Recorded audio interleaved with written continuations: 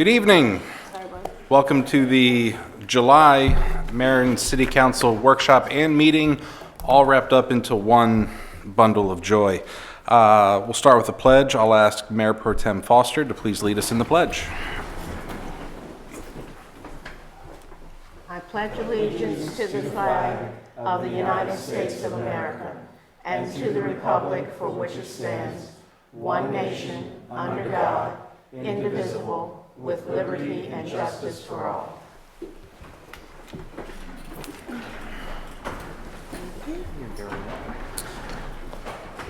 Thank you, Mayor Pro Tem Foster. Let the records reflect that all council members are present and accounted for. We'll start with review of the minutes. Since this is a combined workshop and meeting, we will be taking action on those items permitting it.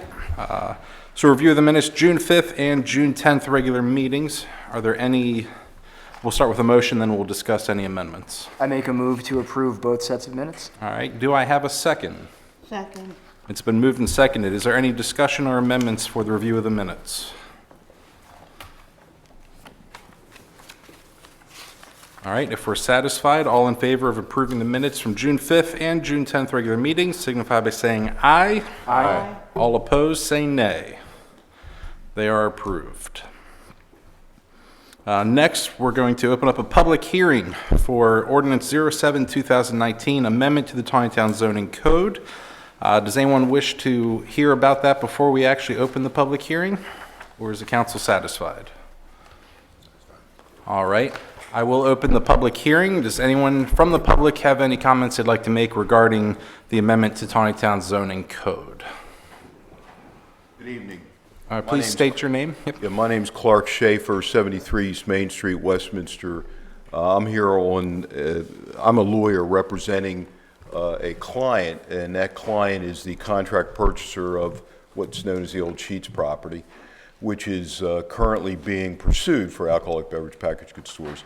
I'm here in support of the ordinance. I realize that this is not about a single property, but is applicable to your downtown zone. And I applaud you for this business-friendly amendment. Alcoholic beverage packaged goods, and I know it has the ordinance has other aspects about adult entertainment, which you know, I have no comment on, and I think it's a good idea. But alcoholic beverage packaged goods stores are a prototypical small business. They're heavily regulated under the liquor laws of Carroll County and the state of Maryland, as I think you're aware, because I'm aware that the liquor inspector has sent a memo to you to be included in the public record explaining how the liquor board and the state law regulates them. And so that solves any kind of public concern, if there is one, about an unnecessary proliferation of these things. Rather, what this ordinance does is allow the productive, economically productive use of a piece of property or properties that are located in appropriate zones, namely your downtown zone, and they are strictly regulated as to their by the liquor laws in all other respects. So I'm here in support of the ordinance, and thank you for listening to me. Thank you, Mr. Schaefer. Anyone else from the public like to make any comments regarding this amendment? All right, I will leave the public hearing open for a little bit longer in case anyone shows up a little late. In the meantime, we will move on. I will ask the public if they have any comment regarding agenda or non-agenda items tonight. We are combining the two because it's a combined meeting. So anyone from the public who would like to comment on agenda or non-agenda items, please feel free. Good evening, Chris Tillman, George's on York, 10 York Street. I have a question, and maybe Jim or Jay, you can answer. Are engine retarder brakes prohibited in the city of Taneytown? The city doesn't have a noise ordinance. I know there are signs posted on the state roads with regard to modified exhaust systems for trucks, but the city code is silent with regard to Jake brakes or Jacobson braking. Is that something that we could move forward about, you know, as someone who lives right close to the light? You know, we hear it all the time. And on essentially a flat piece of ground in some place where the speed limit is 35 miles an hour, it is not a necessity to be using jake brakes in the middle of town. And I wonder if there's something we can do about that. So I direct that to the zoning officer and to the council in general. I mean, we can explore. In the past, I've talked to other municipalities who they have not been able to enforce. The best that they could do is simply put up signs saying that you're not allowed to use it, but there was no way they could enforce it. But it's something we could explore further. Contact some people at MML. Jim, do you have any more information about Just that? a quick note on that. When it comes to regulating vehicles, we're preempted by the state. We can't pass laws that would change what let's see, it's the State Police Commercial Vehicle Team that enforces the vehicle law. Right. And while we could certainly promote the idea of expanding that team or having more teams to better enforce those laws, we can't make a local law that would contradict that or that we would enforce ourselves. Right. Do we know what it is, the state law? I don't know the decibel numbers. I'm in contact with SHA over some other traffic matters. I can certainly add that to my Would one of the list. other traffic matters have to do with dedicated turn signals for the light at the center of town? Yes. That's good news to me. So And we will see. I'm just in contact with them. I'll have to go by what they tell me. And again, not knowing it, there probably is no real way to enforce it, but the flip side of the engine braking stopping trucks are some of the local denizens who have their pickup trucks wound up to 110% of engine capacity and go blasting them off at the light right at the windows of our house. It's a little difficult on our patrons. So thank you for your time. Thank you. If you would send me a specific email about your concern there so that I get it right. Yep.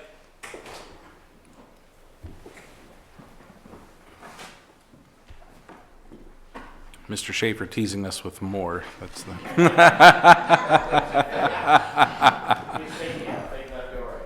Anyone else have any more comments regarding agenda or non-agenda items before we move on? All right, very good. We're going to move on where I'll ask the council if they have any conflicts of interest on agenda items for this evening. Council, do you have any? No, sir. No, sir. All right, there are none. Coming up next, we have reception of a delegation, the Sewell property annexation. Be more than happy to entertain your delegation at this time.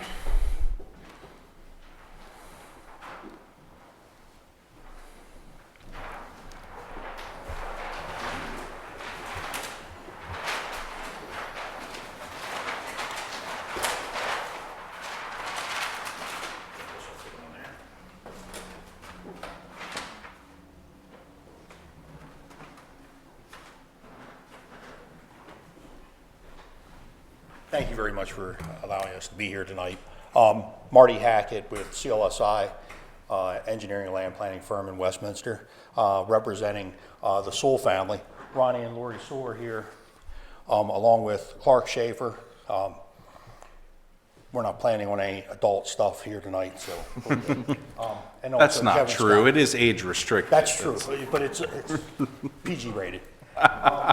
Kevin Scott with NVR Ryan Homes is also here.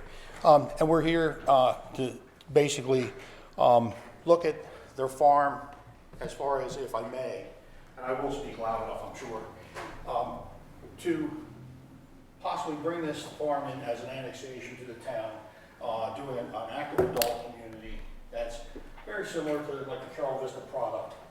I just use that because that's something you know how it works and what it's like. Obviously, their property's along Harney Road. Currently, it's the tree farm. I think everybody knows where it's at.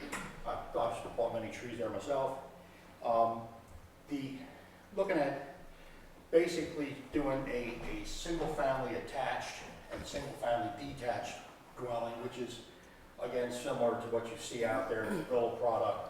Having, you know, they all have garages and so on, first floor master suites. We're looking at it. Would it be easier to remove that other poster board from it first? Would this work? Might give you a little more space. There you go. All the block in there. Thanks, Mark. You need me to talk for you? So, again, we're looking at a nice grand entrance way, clubhouse, pool facility, all the amenities that you see with activities and so on for the thing. We always call it the cruise ship on land when we're doing Carol Vista. Trying to maintain the character of Harney Road. There's a lot of existing nice-sized trees along Harney Road, preserving most or all those, except for where the entrance is, if it's located in an area where it needs to go. But landscaping along here, trying to keep all the houses relatively back away from the road to keep the scenic, some of the scenic characteristics. And we just thought, trail systems throughout, trying to maintain a lot of open space. There's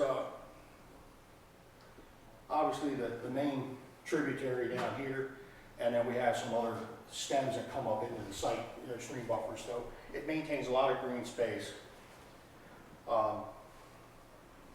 And again, this is only the conceptual. This is an idea. Schools would like to have it annexed into the city, and we're at the very beginning stages of something that obviously is have a lot of time and effort. And we wanted to sort of see what the temperature of the town would be on starting the process. Really, we're here to answer any questions. Is there anything you want to add? You would like to see some of the product, like from NVR, most of the stuff is very similar, I can say, but you see in these retirement homes, the build product, it's called. Do you have renderings of those with you? I have Okay. handouts for you guys, if that's okay. Okay, we can accept handouts.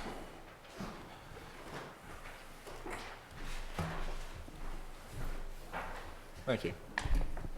So as Marty said, single-family detached versions, as well as attached versions. Reasoning behind that, not everybody Thank you. that is interested can always afford the detached, and they cost a little more for the smaller square footage.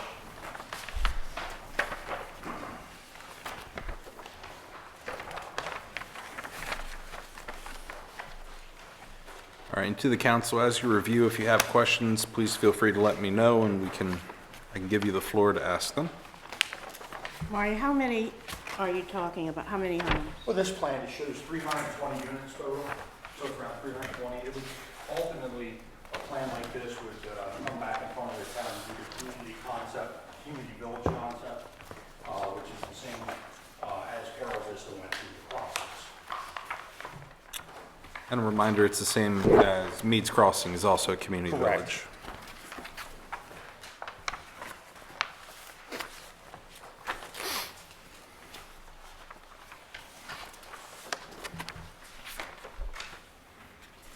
Price range? Well, considering that you'd be at least 2 years away and maybe 3, the best I can give you is where we would be today. And I think the attached would probably be in the low 300s. The single families would be lower to mid 300s. By way of example, what we're doing at Meads Crossing so far, we're averaging right at 300,000 so far. And we're very happy with what's been going on there with the town, with our reception. I think unofficially we sold 20 homes in a little over a month. So it's been very successful. We won't keep that pace likely going forward because there was a lot of pent up demand at the beginning. But that's kind of the barometer we're using. Just to keep price a little higher. It's a different market segment we're kind of targeting. Over there, it's the first time buyer, renters that a lot of times aren't even aware they could afford a house. Here, we're looking at kind of the age in place is the new term for 55 and over. They are either retired or close to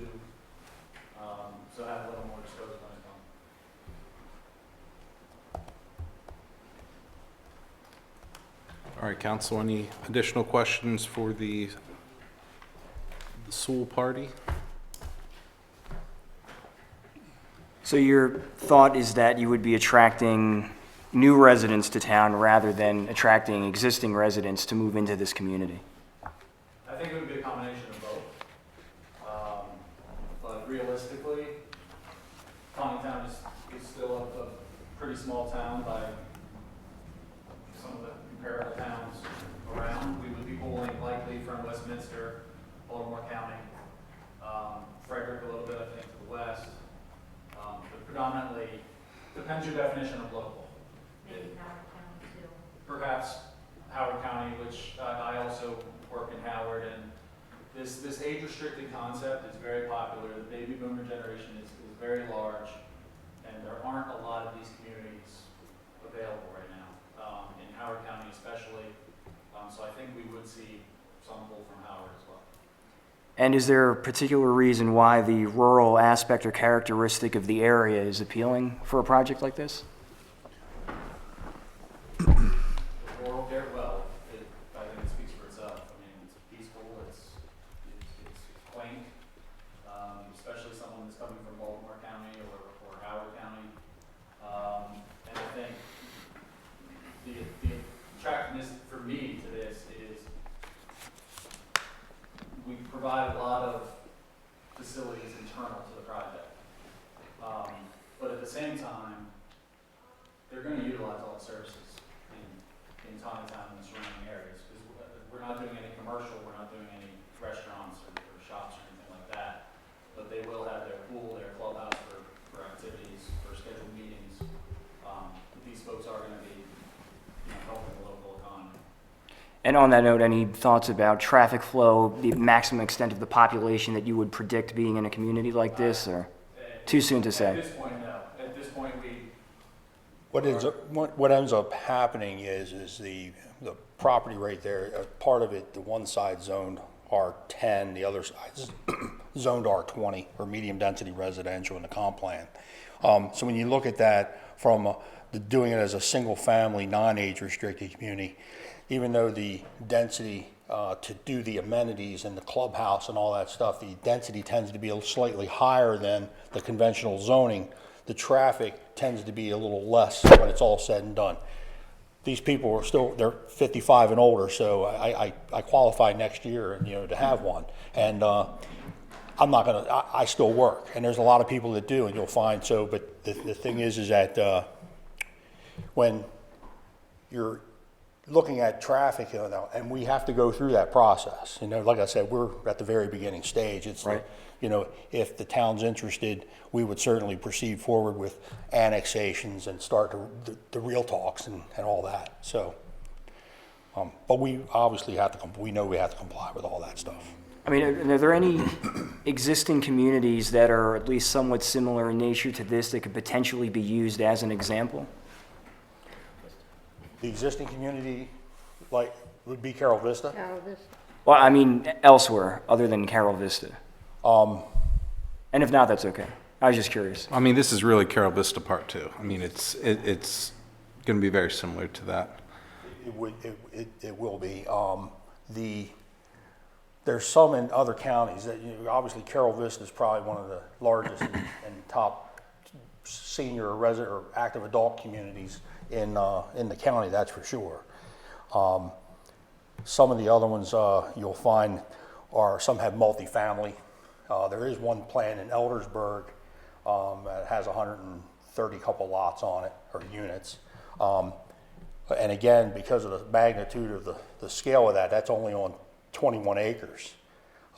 So based on that, the clubhouse tends to be scaled down. There's no pool, so in order to really make the thing a package where people want to be there and have quality of life and stuff like that, this is maintenance free for the most part, all the grass and landscaping is taken care of and so on. So you mentioned boomers, and obviously this is kind of targeted to that. Boomers are going to be the older range of what you're talking about. Your older millennials are about to turn 40 here very shortly. Gen X, between the two, is a much smaller generation. what happens when this concept is no longer popular? And now we have two large age-restricted communities, and the idea is not going to resonate anymore. And that could be 10 years down the road, it could be 20 years down the road, it could be 50. But what happens then? Does the HOA lift the restrictions on age? Does it become... The HOA doesn't control the restrictions on age. The zoning ordinance for the city of Taneytown will. So nothing could ever change unless the zoning code changes. Mr. Mayor, I'd like to follow your question up, and forgive me if this sounds ignorant, I just don't know. And I don't know if we've seen this in Carol Vista, but in the circumstance where, you have a qualified homeowner who, let's say they pass away, and they want to leave their home to their grandchildren or their children or whatever, and they don't qualify for the age requirement. How does that work? Is there a system in place that takes care of that? Well, if they don't qualify to live there, then they would either sell or rent it. Okay, gotcha. Okay. So let's go back to my question again. The city ordinance enforces the restricted age? In a situation like this, there will be several aspects of the project that would be governed by the city. If we moved forward, we would develop an annexation agreement. Mm-hmm. That agreement would likely state that the community to be developed would be an age-restricted community. So that's one point. So with that, we would immediately pigeonhole ourselves. Okay. Now, the second thing would be under community village. These would likely be characterized as retirement dwellings. Even though not everyone of that age is going to be retired, there is a section of community village that speaks specifically to that kind of dwelling. So the site plan will most likely also carry some 55 and older restriction. I don't think it would have to, but I believe with Carol Vista that was specified on the site plan as well. So there's a number of ways that it would likely get locked in. Now, if we want an out, so to speak, down the road, should this type of community not be popular any longer, it gets complicated because generally when we look at this and using Carol Vista as the model, we allocated a smaller amount of water and sewer capacity to each house than is typical for a single family house.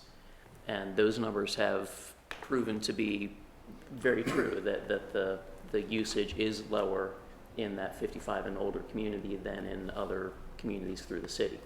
So we would need to consider things of that nature as well in the event that demographics change to the extent that the 55 and older was not viable any longer. Whether that's going to happen in 50 years from now or 100 years from now,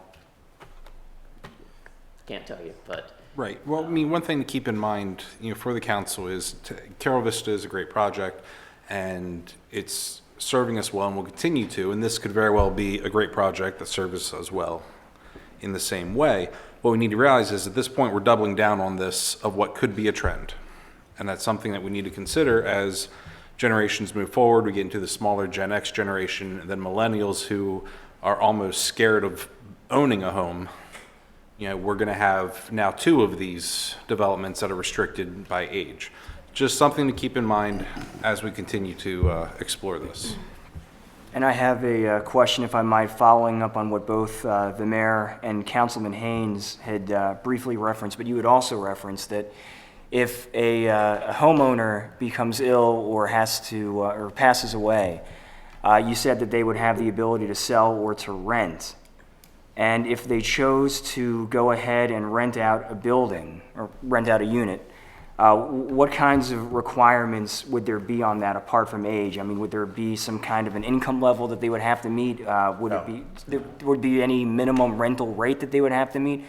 So basically, at that point, it would cease to become a more or less a community because you would be opening it up to whoever would want to rent it, with the exception of the age requirement, correct?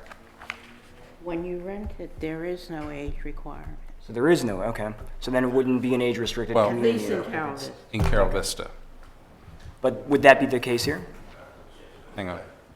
You know, these are complicated issues. I've dealt with them before because retirement communities have been very popular across the county starting 20, 30 years ago, mainly driven in the early days by lack of school capacity. And people couldn't develop single families, so they went in for retirement. And so I've become somewhat familiar with it. Carroll County's zoning ordinance, unlike yours, says it's exclusively for 55 and older. Your ordinance, I'm looking at your definition in retirement community and or dwelling. Your ordinance says 55 or old, one member of the couple has to, because I was used to say to the county, you mean a 56-year-old can't marry a 54-year-old and live in the same? I mean, that's what your ordinance says. It can't be true. And they're like, well, that's what it says. Yours says one has to be 55 or older.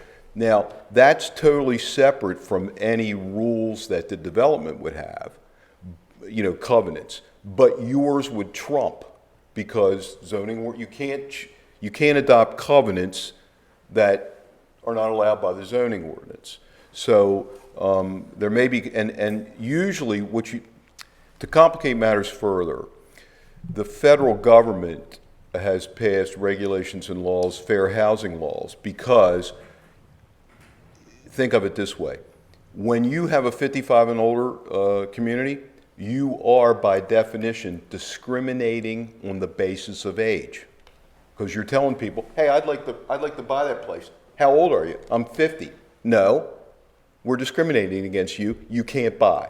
So what the federal government has done is they passed laws that said you can discriminate on the basis of age, as long as you meet the following criteria. And I don't quote me on this because I'm not an expert. It's like 80% of the units have to be 55 and older. You have to have a community center. You have to have rules. And what a lot of these developments, they adopt covenants, condo rules in case of condos, or covenants, HOA documents. And they say things like, if you want to have anybody under 55 in your unit, they can't be there for more than two weeks. You know, again, my grandson needs to live with us. Well, wait a minute. Where does he go to school? Well, he goes to Runnymede. Well, we didn't count that in. We approved your development as a senior unit. We didn't count school capacity. We didn't even do a review for it. So they passed those kind of rules. So it is confusing, and then down the road, to answer your question directly, your ordinance would trump everything. And if there were problems, the owners would have to come to you and say, there are problems here, you know, we can't keep these up for 55 and older. Will you change your rules? If you didn't, it would not change. And the rental question is a perennial question. It's very rare for jurisdictions to try to prevent rentals. I don't even know if it's legal. Some condo associations do it, but anybody can rent. It's a private property right. You own a piece of fee simple property. You want to rent. You got to comply with the zoning. You can't rent to 4 families, you know, and all that stuff, and you got to have the setbacks. But anybody can rent. So unless there's a private covenant that would be put in place, which some groups do, some HOAs do try to do that, say no rentals or rentals based on certain rules. Here there wouldn't be one. They can rent just like anywhere else in your community. Thank you very much for that. All right, any additional questions from the council for the schools? I have a few more. And I know this was mentioned a long time ago, but could you go over again the amenities that are going to be in the development? I know there's going to be a clubhouse. Is there going to be anything else in addition to that? There will be a pool. Okay. We talked about some courts like the new thing out's pickleball. It could be bocce, that kind of stuff. And this open space back here, is that walking trails? Yes, sir. Okay. And then my next question is with more recent developments, there's been concern with, proper buffering between, the development and other residential areas. And it does seem like that's been accounted for. Yes, sir. So are you able to kind of identify just how far back, that first main street is from Harney Road and, how many trees you're going to be planting and stuff like that? This whole area here is about 150 to 200 feet back off the road. Okay. And then the road, and we had all these houses actually facing, so nobody's looking at the rear of any lots as you're. Oh, okay. So it's not like you're not gonna see the community. Yeah. But as you ride by, you'll see some of the fronts, but it'll be buffered by the existing Okay. trees that are all mature, and there's some big trees there, along with some infill stuff. Okay. Gotcha. And then my final question is, for you all, what is your next step? Our next step would be based on, if the town feels that they're interested in it, that we would start an annexation process. Okay. And then from there, then we go into, from the annexation process, then we would come back to the town, for the community village, concept, which is the overlay zone, which allows for the active adult, or the, retirement homes. Gotcha. Thank you. Thank you. So we're not going to hear any silliness about park impact fees, because these people are not going to be using the parks, because I don't buy that. I want them to use our parks. I just want to just be clear about that. I've felt that way for a long time. Louis Siegel came before us in 2000 or what have you about Carol Vista and not going to use your parks and water allocations, and most of that didn't work out. So I think what you find here, these types of communities, they're paying town taxes. Obviously they pay county taxes. Normally they have some more disposable income in general. The thing is that the amenities are there for the community, but the impact fees and their taxes and all that stuff still go toward the normal things within the town for the town amenities throughout the entire city. You mentioned Lewis. That was a long time ago. it was. He's calmed down since he had a stroke about 15 years ago. So, but yeah, we're still trying to create the own thing within the own community though, as far as the amenity package. But these people are, they're in walking distance to the park and everything else when you think about it, right across 140. So Good, good. Any additional questions from the council? Jim, do you have anything for us? Just hopefully you can elaborate on this a little bit. From a meeting I was in, we talked about the Carol Vista model, and if you could maybe elaborate a little bit on that as far as what the HOA maintains going forward once the project is complete versus what the city accepts as compared to a regular conventional development. yeah, and that's when I said about they pay full taxes, and they're not. Some of the services they get are actually paid for by the condo association because they're paying a condo fee. So the road maintenance, these are private streets. So all the streets that you see in there, the cost of that for any repairs and stuff like that is by the condo association. It's sort of self-maintained. Snow removal, they pay for. Water and sewer is public. Throughout by easements and all that stuff. That's the way it was in Carol Vista. But in this case, obviously the grass and all that stuff's maintained. And again, it's lifestyle, it's quality of life, and you're just, it's maintenance free is what it really boils down to. But again, that's alluding to, there's segments of, the town doesn't have to plow the snow and maintain the streets and stuff like that. So there's a savings, but yet the people are still within the town limits, utilizing the town facilities as far as whether it's parks, whether it's visiting restaurants and everything else. Trash collection, is that handled privately or that's by the private. city? That'll be private as well? Okay. Is Carol Vista private No. with their? No, you utilize the same trash Does the city collection pick as the that up? city. We do It's collecting not- Yeah, Carol the Vista. city picks up. The city picks that up. So they drive on it. So they're on the private streets, Correct. my mistake. What you do is up to you. I was But I'm going to just, say, you that know, for doesn't the mean sake that's what of. you do, That's but correct. the city picks up Carol Vista. Okay. Kevin, you don't want to pick up the trash, do you? With Carol Vista also, the association out there maintains their stormwater management facilities. Correct. So that's something else that's a little bit different with that model than a typical residential development. So again, there's Right. there's very little that's handed over to the city in something Basically, like water this. and sewer. Right. Anything else from the council or staff? Okay, are you seeking any action from council this evening, or can we move into August with any decisions or anything at that point?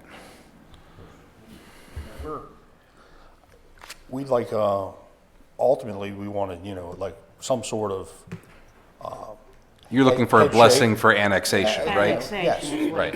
yeah. yes, and you can certainly, if you think about it, or we want to come back in August for you guys to talk about it and let us know if you're interested or not, that's fine as well. I mean, I don't want to sit there and put anybody on the spot. Right, I understand. My clients, obviously, I'm telling them, because once you start that process, it's an expensive process. It's a large project, and And it's not a fast process either. correct. Oh yeah, these houses, they won't show up for a few years. Is anyone on council interested in blessing further discussion on annexation? Or do you want to wait another month before we do so? If I might, Mr. Mayor, I would prefer to wait to take this in a little bit more. I'd like to learn a little bit more, and if it's possible, if you have any kind of informational packet or any kind of I don't know what you would call it, documentation about what you'd like to do, I'd like to be able to have that so I could review it, look through it, and if any other questions come up that I could ask, I'd like to go ahead and do that. So basically not exactly something like this, but maybe something that says, we're going to have these many units, and this is, the projection for the amount of time we're thinking that this is going to include, or whatever the case might be, to give us a better idea of what we're looking at.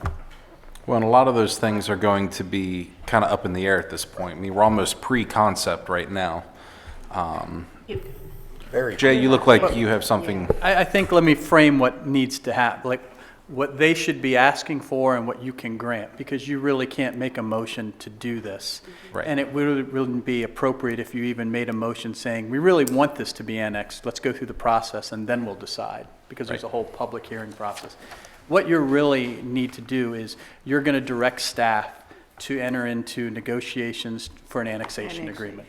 I mean, that's really what it is, so that you'll be expending the funds, they'll be expending the funds, and in that agreement, when it comes out to you, because you'll be voting on that, then it'll have the concepts, the parameters. It's not going to get into the things that are the things you want, meaning how far are the houses back and what do they look like. It's going to be more general, but it's going to be the first step that we need to work that out. And then once there's an annexation agreement, then we can start the annexation process, which is where you introduce a resolution, there's a public hearing, and then after that is all completed, so you're still talking months down the road if you did it very diligently, then the concept plan can start moving forward to all the things, and that would go to the planning commission anyway. Right. One of the things that we would figure out, again, we would bring it to you, you wouldn't be required to figure this out, is in the last annexation agreement we did for the property that's over there next to it, the old, it's the old restaurant, the old Havilah Inn property. We actually, in the annexation agreement, talked about how we would grant community village, and we talked about what it would look like and had somewhat of a concept plan so that if they did it, then this is what happens. And the reason we had to do it with that is to get the county to agree on the 5-year zoning waiver, because there's a 5-year zoning waiver that needs to be acquired. However, this shouldn't be a problem because I believe it has the community designation for future growth already.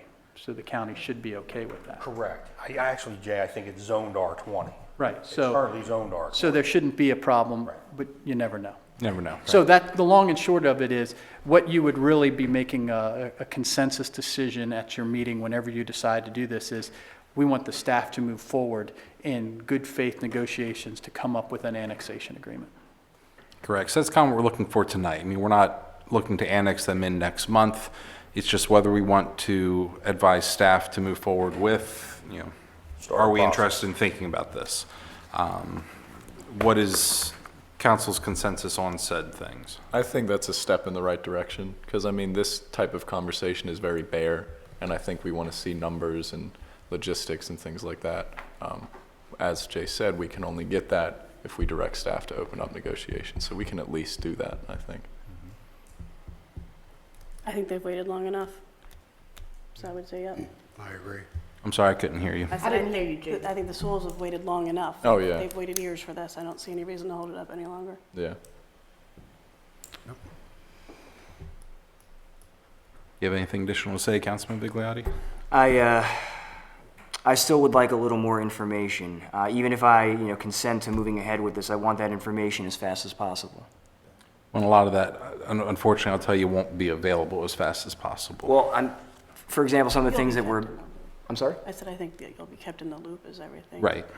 And Councilman Vigliotti, with all due respect, I think we'll see more of what you want to see should we open up negotiations. I think that'll be...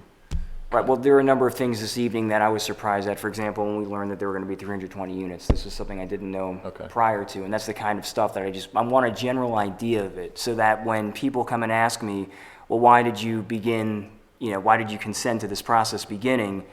What are they thinking for the kinds of, the number of houses? How big are these houses going to be? What's the price range? Some of the questions that we've asked this evening, I'd like to have that general kind of information to be able to give to the people that I serve. Understood. Yeah, that makes sense. We should be able to put something together for you specifically on that kind of stuff, like a little outline sheet outlining and some of those items. That would be perfect, thank you. Okay. Okay, so by consensus, council is advising staff that they can move forward on negotiations for annexation and just simply keep us updated on those processes as they move forward. Yes. Anything else from the Souls while you're here? No, just thank you for your time. Appreciate it. Thank you for coming in tonight. All right, moving backward a little bit, I do want to see if anyone else has anything to say for our public hearing on Ordinance 07-2019, Amendment to Taneytown Zoning Code. Is there any additional comments for that? Yes. All right, when you approach the microphone, please state your name. My name is Kim Carter. I live in 92 East Main Street, Westminster, but I do have the liquor store. My family owns the liquor store in Taneytown. And I just want to point out that originally there was some opposition to the liquor store coming into that old Sheets building. We came before the Zoning Appeals Board, and there was so much opposition that they voted no the first time. That decision was appealed by their client, Mr. Schaefer's client. So they came back before the second time, presented the same concept, it's a liquor store. And after a meeting with Mr. Gula, the lawyer, they turned it down. Or they ruled in favor of him so that they could proceed. So I just want to let you know, we did not come with opposition and tonight, because we've been there, we've done that, and it doesn't seem to get us far. And as our lawyer told us, we can't fight City Hall. But I do want to let you know that there was opposition at the beginning of this process. Right. And that's all I need to say. Thank you very much. Anything else for the public hearing before I close it? All right, I will close the public hearing at 8:13. Let that be noted in the record. And then we will move forward.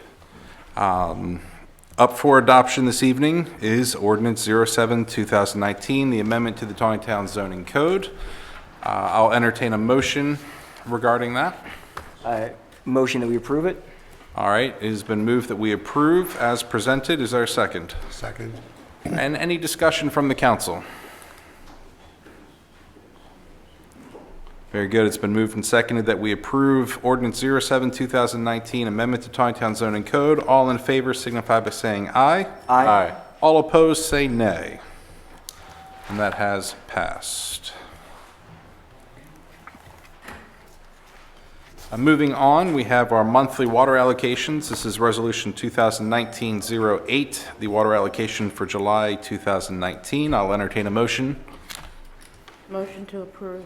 And do I have a second? Second. All right, we have a motion and a second to approve the water allocation for July 2019. All in favor signify by saying aye. Aye. And all opposed say nay. It has passed as well. Moving forward, Mr. Wyprick, do you have a report to present to us this evening?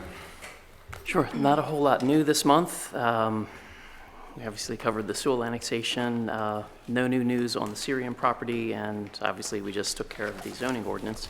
I will have a little bit to add farther down on the agenda when we get to the Chamber of Commerce Energy Co-op. Okay. I'd like to speak to that a little bit when we get to that point, Great.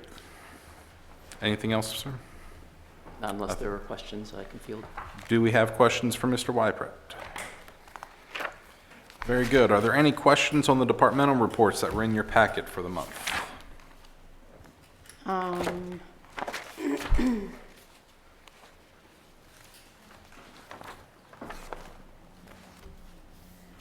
Jim, I guess maybe you can answer this on the IT report.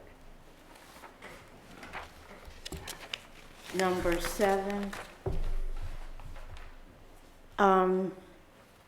I noticed that the number of units are going up where they can't read these water meters.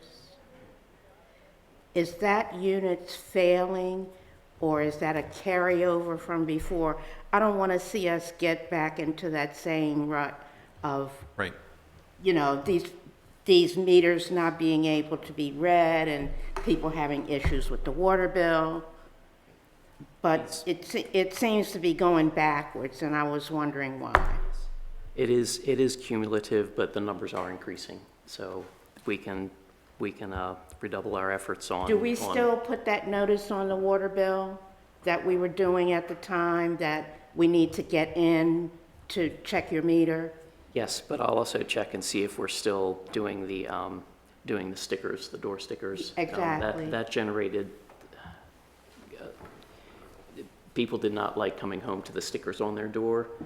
However, it was effective. Well, I think we So- need, I don't want to get back to where we were. We need to do that again. I'll follow up with the water billing folks. And even, I mean, at 61, that's not such a large number that we can't be contacting them personally to have this addressed as well. But we don't know if it's actually a failed meter or a failed battery at this point until we go in and look at it, Right, correct? or just no read, so most likely the battery, Right. but we don't know for sure. Okay. I'll follow up with finance and make sure that we Okay. are on top of that. And Jim, can you remind me very briefly the lifespan of one of those batteries? I think, if I remember correctly, I think Henry said it was something like, 15 years was the previous statement, yeah. Thank And you. we just got through that first phase, the debacle we went through a couple years ago. That was that first 15 years. So within the next couple years, we may be due for another if we don't stay on top of it. So thank you. Exactly. Thank you, Mayor Pro Tem Foster, for bringing that up. yes. Any other questions on departmental reports? Wait, I do have a comment. Okay, the baseball tournaments, it was brought to my attention that there was a lack of communication as far as getting trash receptacles put up, because nobody told the utility guys that we were having tournaments, so they weren't prepared. So how do we go about making sure that there's better communication amongst departments as far as that stuff goes? I mean, you know, is this just a matter of they just need to be told? Somebody needs to just do it, or, I will follow up with our Parks Director on that one. okay. I think there was something else. And then also, I just wanted to throw it out there again, the monies from, that we got as far as the, brain. Money towards Bollinger, that if we can look into the water issues using the money that we had already budgeted. Okay. I just wanted to throw that back out there again. Can you clarify that? Are you saying that because we received the grant, we use money that's Yeah. already been budgeted to look into Yeah. stormwater and all that? Whereas we were Yeah. discussing the water issues down at Memorial Park, getting those remedied. I think as far as that goes, that would certainly be a project we could pursue, but I think that we really need to start having those conversations about our capital improvement program Okay. and start tackling that, maybe one department a month or something like that going forward, so that we can really lay out the projects that we want to tackle and decide when we want to tackle them. So we distributed a draft CIP and a draft capital equipment list back in December. And due to events in the winter, we didn't hold the retreat where we would have been talking about that CIP draft to try to figure out if there were more projects we wanted to add or if we wanted to shuffle things around. So I'd really like to focus on those CIPs and come up with what our 6-year plan is. You know, what do we want to focus on first, and try to stay the course of that rather than kind of just coming up with projects, you know, because we think we've got some money available or because we got a lot of complaints about this particular thing. I think we need to really develop that program so that we can look ahead budget-wise, and if there might be grant opportunities and things like that, that we have a path to follow to try to get us there. Mr. Mayor, if you don't mind, I'd like to move up an agenda item just real quick. I have a quick question for Jim, if that's okay. Tell me first which item you're talking about. Just city manager report. I guess it kind of falls in either way. Okay, well, yeah, if you have a question for Mr. Wypeck regarding that, go ahead. Yeah, so I'm just kind of looking for some knowledge. Something that I heard quite a few times during the election season was the idea of stands in our parks with waste paper for dogs. Have we explored this before? What has the answer been? I mean, can you kind of educate me a little bit on that? Well, officially, dogs are prohibited from all the parks except for Roberts Mill Park. Right. So, Providing receptacles would encourage them to have animals in the park. But right, then again, we're also having a dog show in the But- park where they're Right. prohibited. true. So, obviously, enforcement of that regulation is kind of lax. I think it's really just invoked when there may be an issue with a particular animal that gives us the ability to go in and, you know, have that person leave or take their animal out of the park. We certainly could be more stringent about it. I'm sure there'd be some pushback if we were to step up enforcement on that. And frankly, I'm not sure what exactly we would do as far as stepping up enforcement. I don't know if, I would imagine that folks are bringing their pets to the park typically outside of normal business hours, so it's not like we can have the parks director make a circuit of the parks every hour or something like that, as if he had time to do that. But but as far as the little stands with the bags, you know, that's something we could certainly look into, I would think, for Roberts Mill Park, where officially they're allowed. Also with Bollinger, since there's going to be walking trails, I would assume people are going to And that bring may their be, dog. right, we haven't established rules for Bollinger Park as yet that I Right. know of, so that would be an area that might be. I just wanted to bring this up, kind of. Well, I think future discussion on how we wish to accommodate pets in all of the parks, because even if it's not pets necessarily, there are animals that would have to be permitted in the park, and having that. absolutely. And even then, I mean, we need to consider how appropriate it is that we ban pets from our public parks. Especially when we're using those parks for things like parades and terrier trials. Or and things terrier like trials that. or things So, like that. So maybe the bigger discussion we need to have is our accommodations and rules regarding pets in our parks. Agreed. So, And Mr. Mayor, I believe it may have been you about a year or two ago who brought up the idea of signs in the parks urging owners to clean up after their pets after, I think was a baseball field? well, or the keep them off the specific was that they were not to be in fenced-in sports fields, because what they'd like to do is put them in the field, close the gate, just let the pets run wild on the football field, the baseball fields, and that really did more harm than good. And those signs are in place now. How effective are they? Use your imagination. But I think we do need the broader discussion of accommodating pets. So we'll add that to a list of things to discuss in the future. Any additional questions before we move on to the legal report? Mr. Gullo, can you provide a legal report this evening? Yeah, a lot of things happening this month, but two that need your attention because they're going to be coming back to you in the next couple months. The first is that the city's been approached by the Carroll County State's Attorney's Office through the police department to be part of the coalition that will take eligibility for a grant that was awarded from the Governor's Office of Crime Control and Prevention. And it was rewarded to the state's attorney's office, and what they're doing is they're getting a coalition of all the police forces, basically, the other agencies too, but all the police forces to participate in the Maryland Criminal Intelligence Network. So this is kind of like intelligence, like, the Central Intelligence Agency, an intelligence network of police officers that basically would come up with a system to primarily fight organized crime, but that's not like the mafia organized crime. So like gangs, criminal drug networks, things that basically aren't just the speeders on the street. And so we've reviewed the MOU. It's going to need your action, but since it was just finalized today, we're really going to wait till next month. But the idea is it's been reviewed. It's pretty much straightforward. It's about information sharing. It doesn't cost personnel or money or anything like that, but it's about information and how we keep it confidential and things like that. So it's going to be provided in your package for next month, and you can take action on it next month. But it's a positive thing to do. Right. I mean, it does task our city police department with providing information, which is a great thing. But at the same time, it opens up a lot of resources that they would have access to.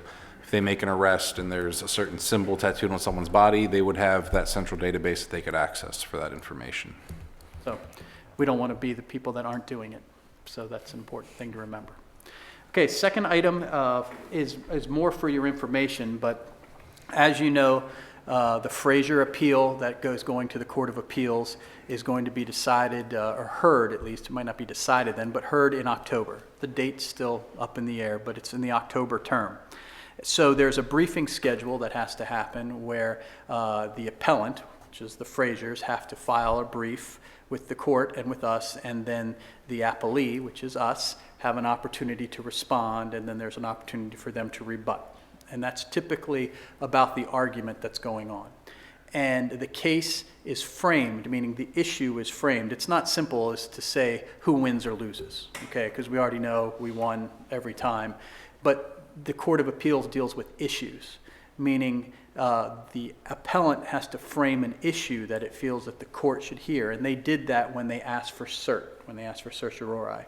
And so the issue, in general speaking, is whether or not attorneys' fees and costs should be granted for willful violations of the Open Meetings Act, and then what consists of a willful violation.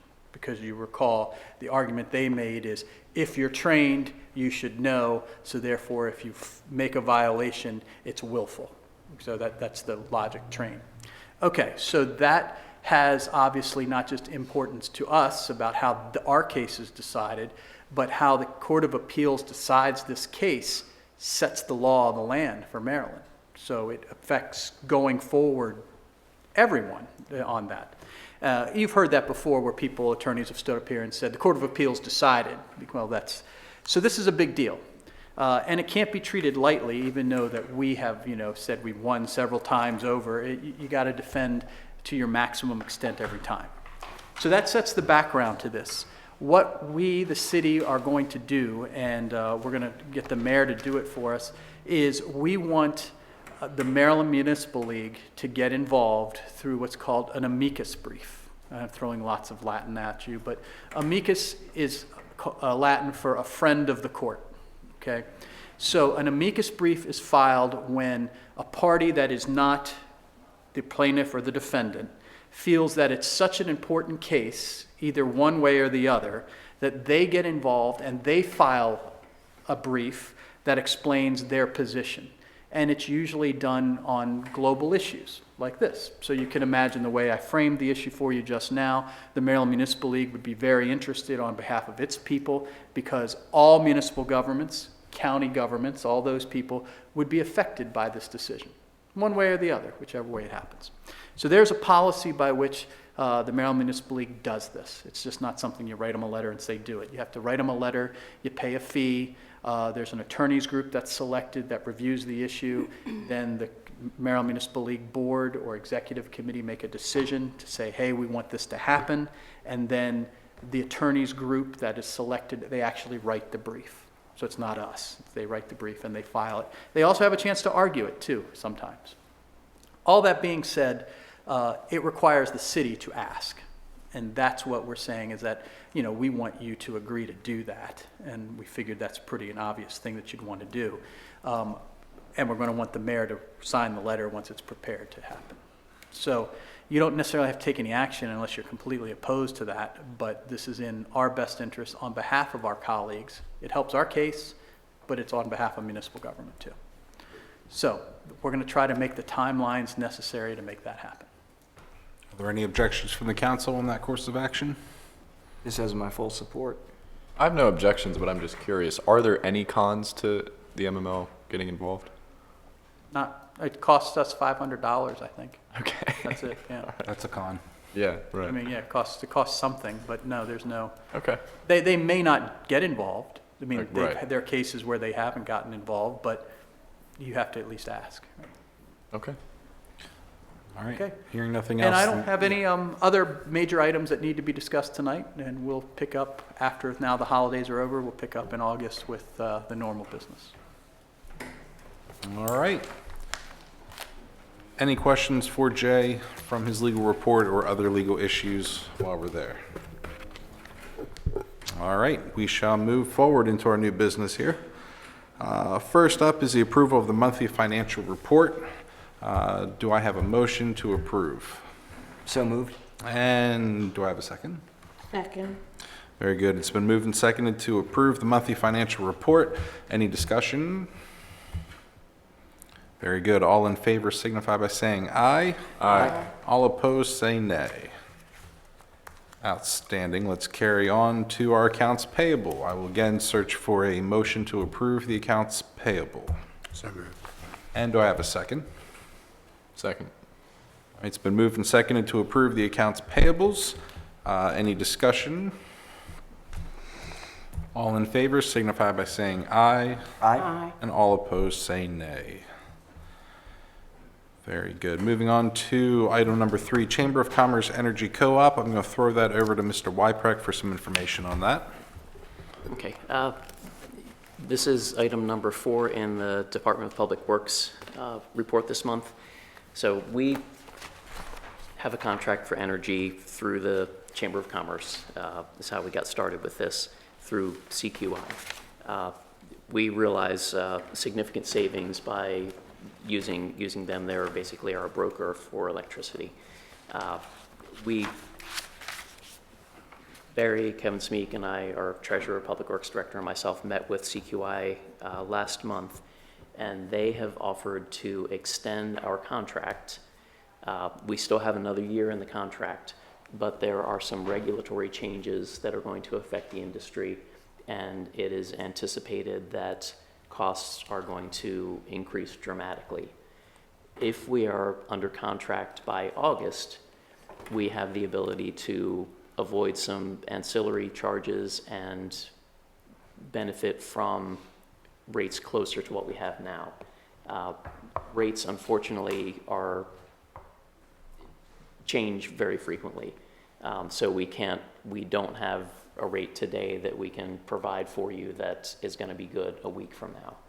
So what we're seeking is authority to extend our contract with CQI and try to protect our rate as best we can for an additional 3 years.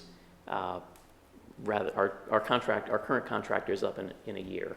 So we should be, if we can extend it through CQI, we can at least delay some of that increase.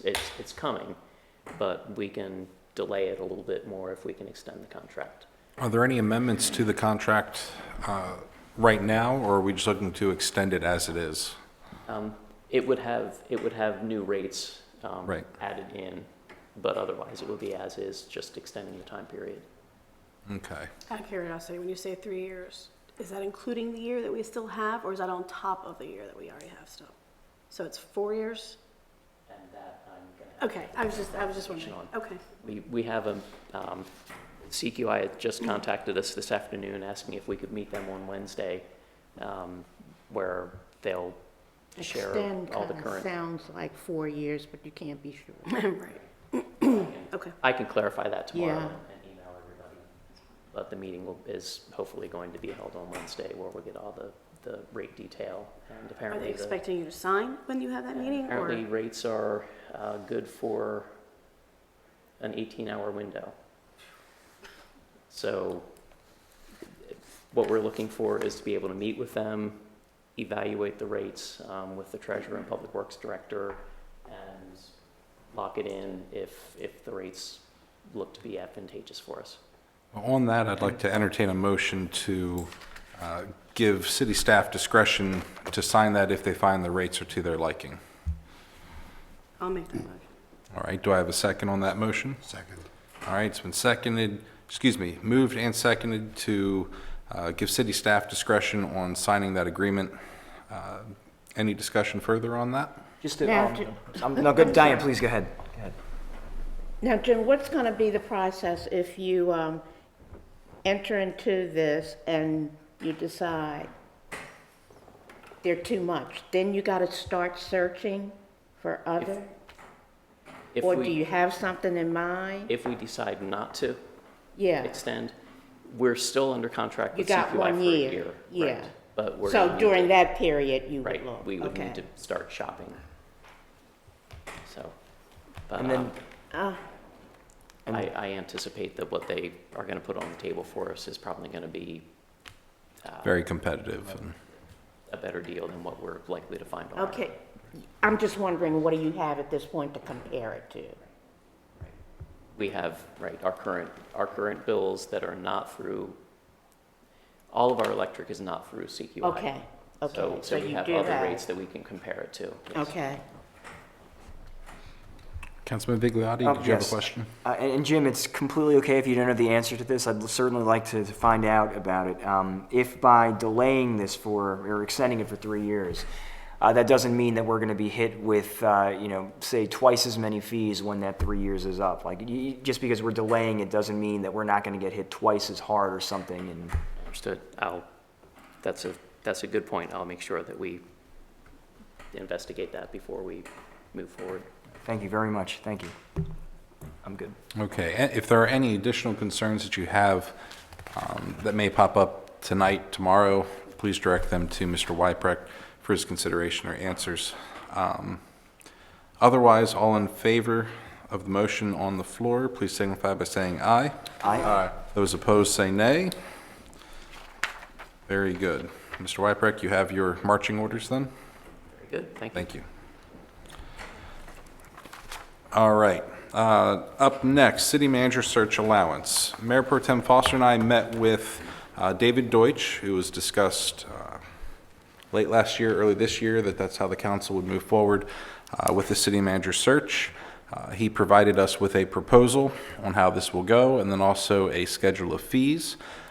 Therefore, we have chosen to come to council and ask for an allowance of $30,000 for this process to search for a new city manager. And I'll ask for a motion to approve that if someone feels so inclined. I'm sorry, so you said the mayor and council agreed that this is the process it's going to take? The previous council, it was discussed that we would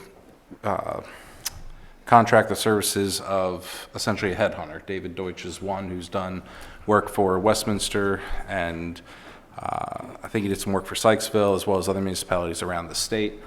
He's very well versed in this sort of a process. He himself has a lot of city manager experience. Then also finding him, it would be a nationwide search, not simply Carroll County Times, it would be nationwide. So should this allocation be made, where will the money be coming from? That's something we need to discuss is where we would take it from. Can we discuss that first? We can.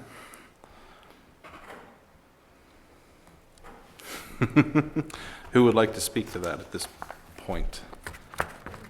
I mean, it's not budgeted at the moment, so we do have, Well, let me ask this before we get into that. When the allocation is made, do you need the money immediately?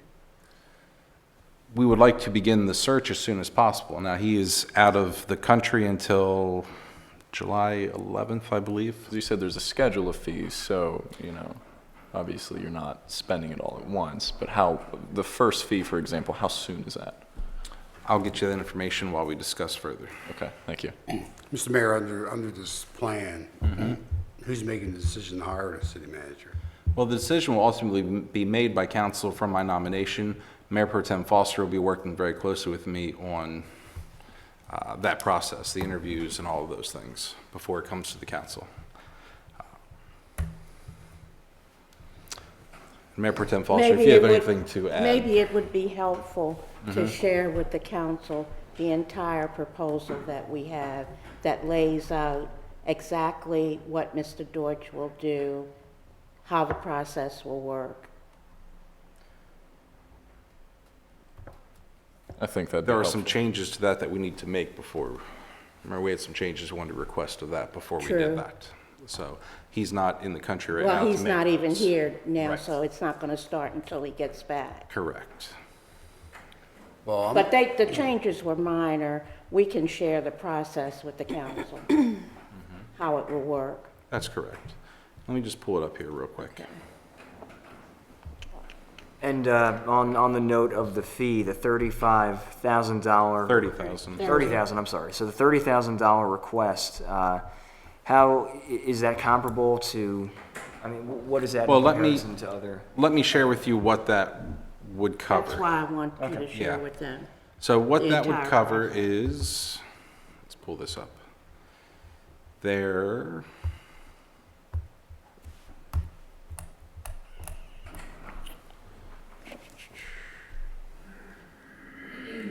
fees, which would cover position analysis, outreach campaign, resume review, candidate screening, background investigations, interview process, negotiation, and follow-up, comes out to $19,500.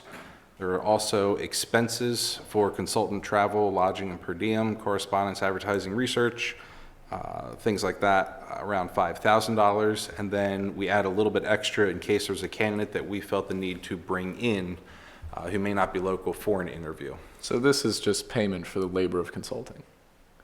A portion of it is, yes. Okay. Well, gang, I'm not a fan. This isn't what I did not know this was a plan of the previous mayor and council. You know, I don't want to, I'm pretty sure that Jim Wyreck has done the job we've asked to do, not for 6 months, not for 8 months, not for 10 months, but my God, 18 or so months, 19 months. It's a long time to sort of wing something. And I don't know how much more we'd need myself. And again, this is what I ran on, and I totally feel this is a lot of money to spend on this process. I really do. It's a crazy amount of money. It's a third of the city manager's income. You know, that's just my take on it. Okay, well, I appreciate your take. I don't find it to be a huge amount of money to find the best person to manage the city on a daily basis.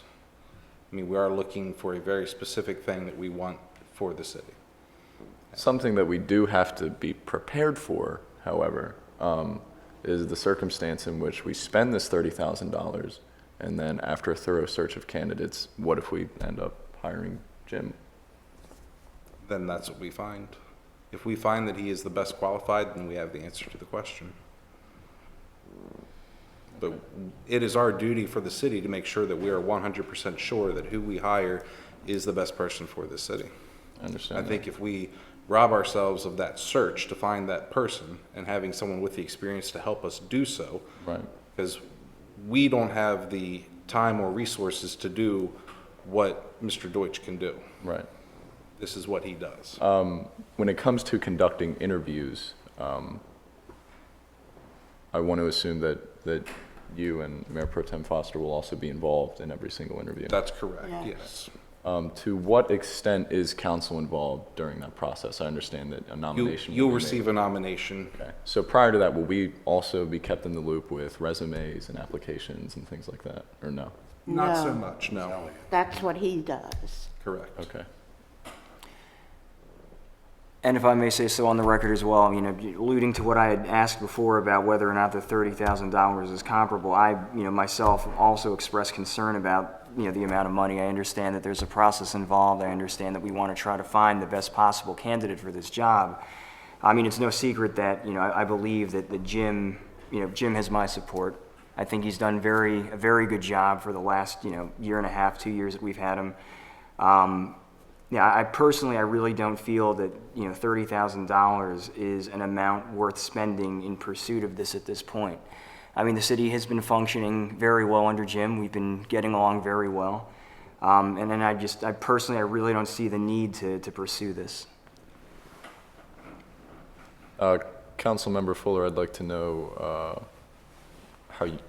are you comfortable with how the process has been lined out? I guess my question would be, any monies that are not utilized, will they be returned? I mean, Of course, yeah, I mean, that'll, is there a way to cut any of the corners on any of those costs? I'm just out of If there's a curiosity. method of recoup, I think.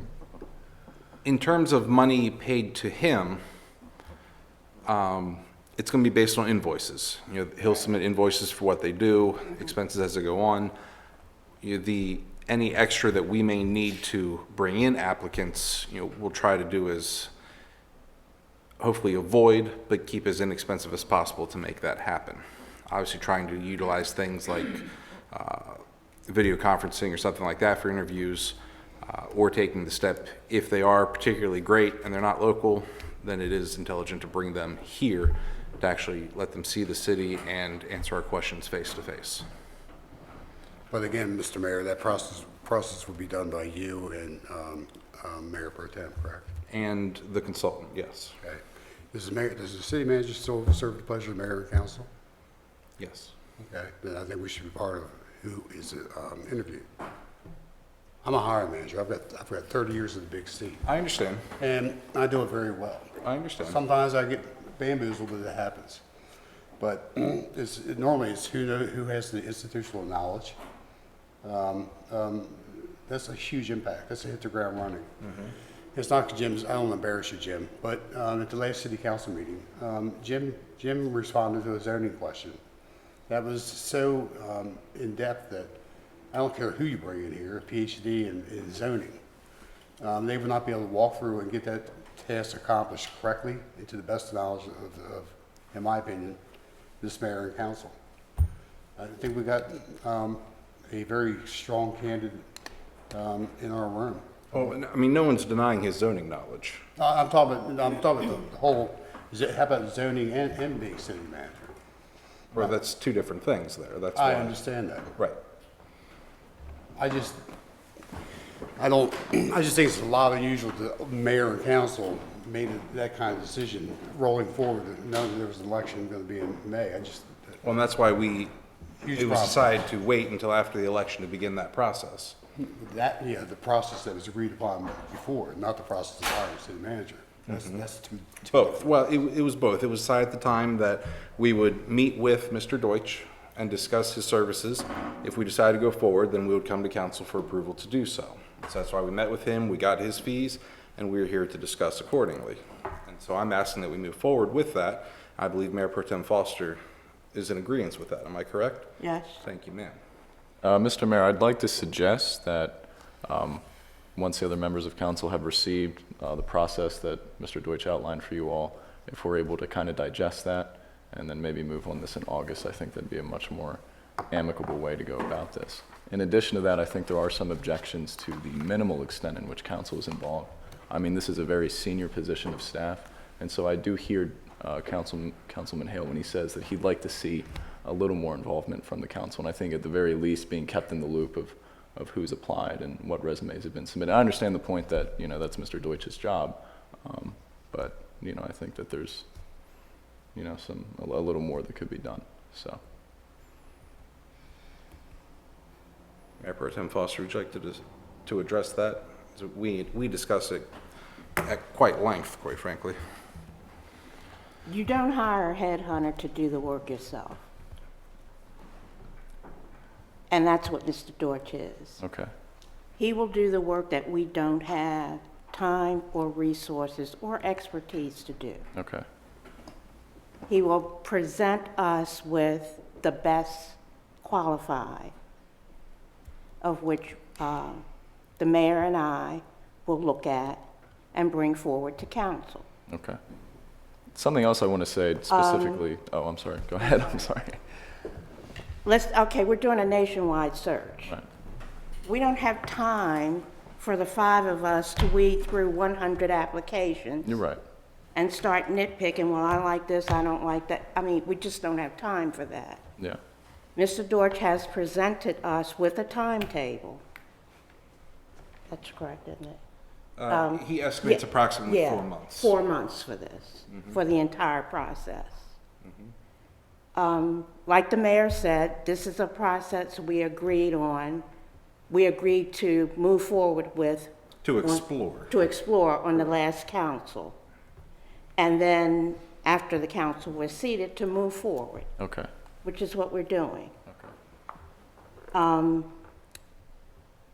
He estimates 4 months. You want to wait until August? That's pushing it up Understood. another month. Understood. Jim is welcome to apply for the position, just Right. like everybody else. Right. If he rises to the top of the pile, he will be hired. Right. And then we know for sure that the person we have in that position is the best person for it. We just felt like, at this point in time, Taneytown is no longer a little town of a few thousand people. This is a Right. big business we run. Right. We want to get the best candidate out there. Understood. Something I'd like We to don't say. know what's out there. Right. To address, Councilman Hale, your concerns. Another way to look at it is, I mean, we're not going to really lose Jim. I mean, he would just, No. assuming we hire another candidate, whatever deficiencies in knowledge there are, Jim will be present for. And he will continue as the zoning administrator. And so there is obviously going to be a learning curve in understanding Taneytown. Let's say we hire someone from Washington State, but those deficiencies will be taken care of. Well, they could be addressed, but I mean, if I apply for your job and get it, are you gonna still be the happy guy that you are? Are you gonna be, are you gonna be able to motivate, on a daily basis yourself and then your staff? I mean, again, you guys have a decision made to hire this consultant, and I agree, Diane. I remember years ago, 91 candidates for, and it was just mind numbing. I think we pretty much, all right, this is a thick one, this is, but, yeah, I don't like this process. I respect, all the things that I've read about you, the boards that you've been on and the big monies you've controlled and that type of thing. And Brad, you're doing great things too. But I think it's a mayor and council decision, not this consultant and then the mayor and, Mayor Pro Tem. I don't think that's the right way to go. I think in all fairness, the people that were elected here, and we should be part of that decision. And you will be the ultimate decision. Not the cut, but the candidates. So you're saying we're you already- do want to see all of these applicants? No, what I'm saying is, after the gentleman brings forth the, if you guys go that way, and again, I'm against spending the money for this process. I don't think it's necessary. I just fully believe that Jim is a viable candidate for this job, and I don't know what else. Can anybody articulate what more you want from another city manager? Well, if I may add to Councilman Hale, especially over the last few months, and I don't know whether it just happened to be this particular spring and summer or what the case was, but I've had I guess you could call it a record number of residents reach out to me with particular concerns. As an example of one, the amount of trash and litter on a neighboring property. And the individual who was concerned about the amount of trash buildup was asking questions where you had to go back, to the property owner and to who was renting before this guy. And then, as Councilman Hale was talking about, Jim's institutional knowledge, his memory, his understanding of these things, right, is crucial. And while, yes, you might still have him around to address, I think as Councilman Haynes said, quote, deficiencies or problems or gaps in that knowledge, there's also, to Councilman Hale's point, the concern that, if Jim doesn't end up being city manager, what's to stop him from taking a job somewhere else? And then we lose all of that. I mean, I certainly don't have that same kind. I mean, he lives a block down the road here. He has the kind of local knowledge that I wish that I had. And I think he is an absolute blessing to us, right? And I know that we consented to at least exploring the idea of a headhunter, but that was several months ago. And again, you know, as I've made no secret that I believe that Jim is the guy for this job, that I think that, you know, $30,000 is a lot of money, and I can't support this. Something I want to ask you, Councilman Hale, is would you be comfortable approving this allocation of funds if we agree to make sure that council is a little more involved in the hiring process? Perhaps we're privy to interviews or things like that. No. If we didn't have the talent we have sitting over there to my right, I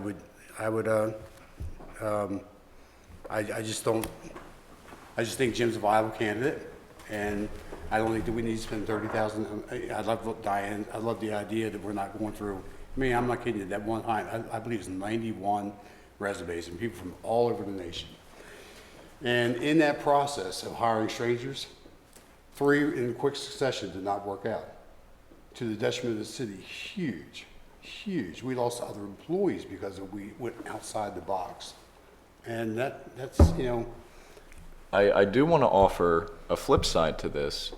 I think regardless of what we decide to do, the issue does not go away.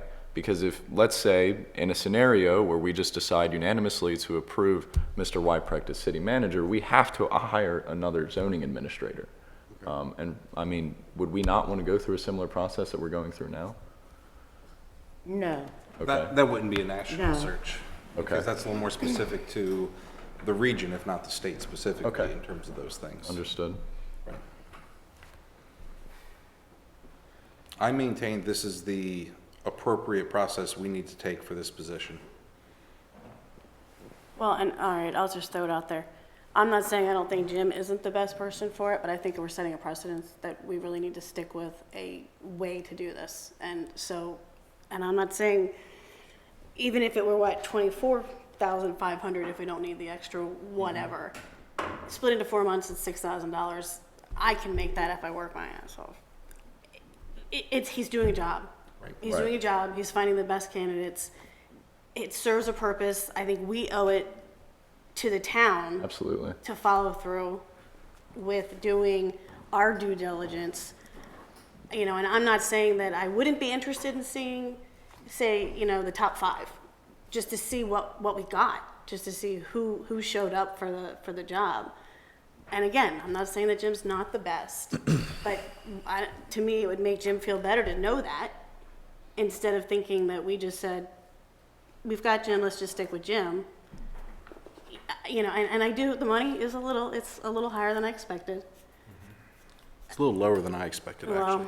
For some reason, I was expecting 50,000. Let me share with you some guarantees that are in here, and you'll see it when I get this to the point where I'll share it with you. Guarantees. Number 1, we'll keep working until placement is made. Number 2, not recruit the placement for other positions without your permission. So it's not like he's going to then take this guy from us, or girl, whichever. 3, we will not recruit any of your staff for 2 years from the date of the placement without your permission. And 4, if the selected candidate leaves your employ within the first 2 years, we will redo the search for expenses only. So if it's not a fit and they leave, they'll come back and do the search again. All we pay for are the expenses for that particular search, not the actual $19,500 in fees. So those are some things to keep in mind as you consider this. But I think we owe it to the city that we do our due diligence on this, that we find the absolute best candidate, that we walk out of here and say, you know, Jim was the best candidate, it is him, or it is so-and-so from elsewhere. But we really need to make sure we have the best person to move this city forward. As Mayor Pro Tem Foster said, we're not a small town anymore.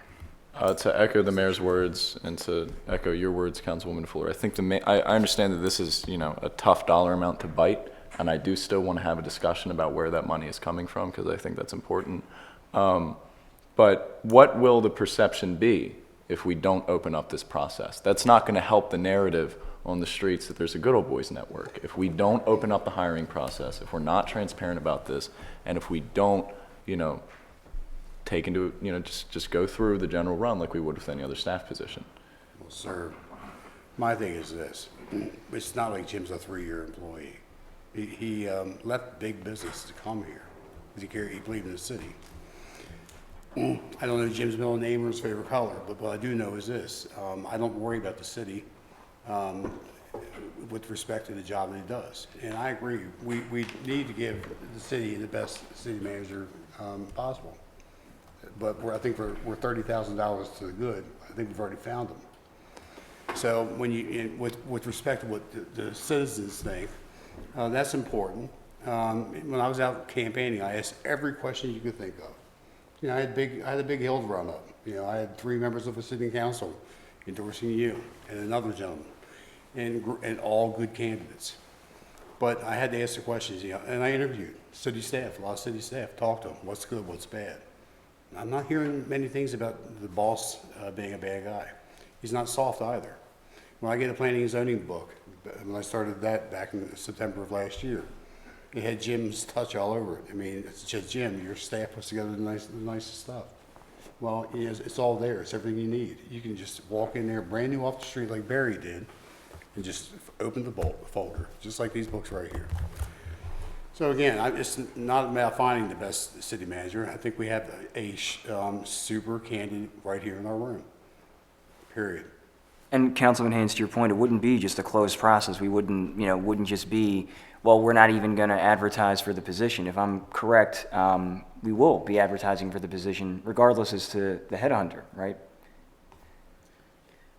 Well, that's the point of going this process. I mean, But it wouldn't be like, we would turn around tomorrow and say, okay, we're going to hire employee X to be the new city manager and exclude anybody else from it, period.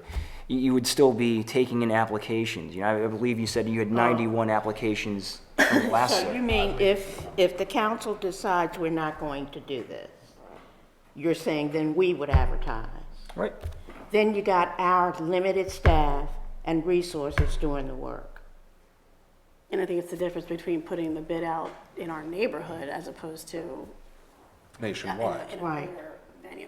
And again, And if I'm apologies. and I get what you're saying. I totally, and like I said before, Jim has been doing a fantastic job, and I would not, want to take away from everything that he has done for the city. But I think that it's our responsibility to make sure that it's done properly, and that that we follow this agenda. Like you said, do our due diligence. Yeah, I mean, just.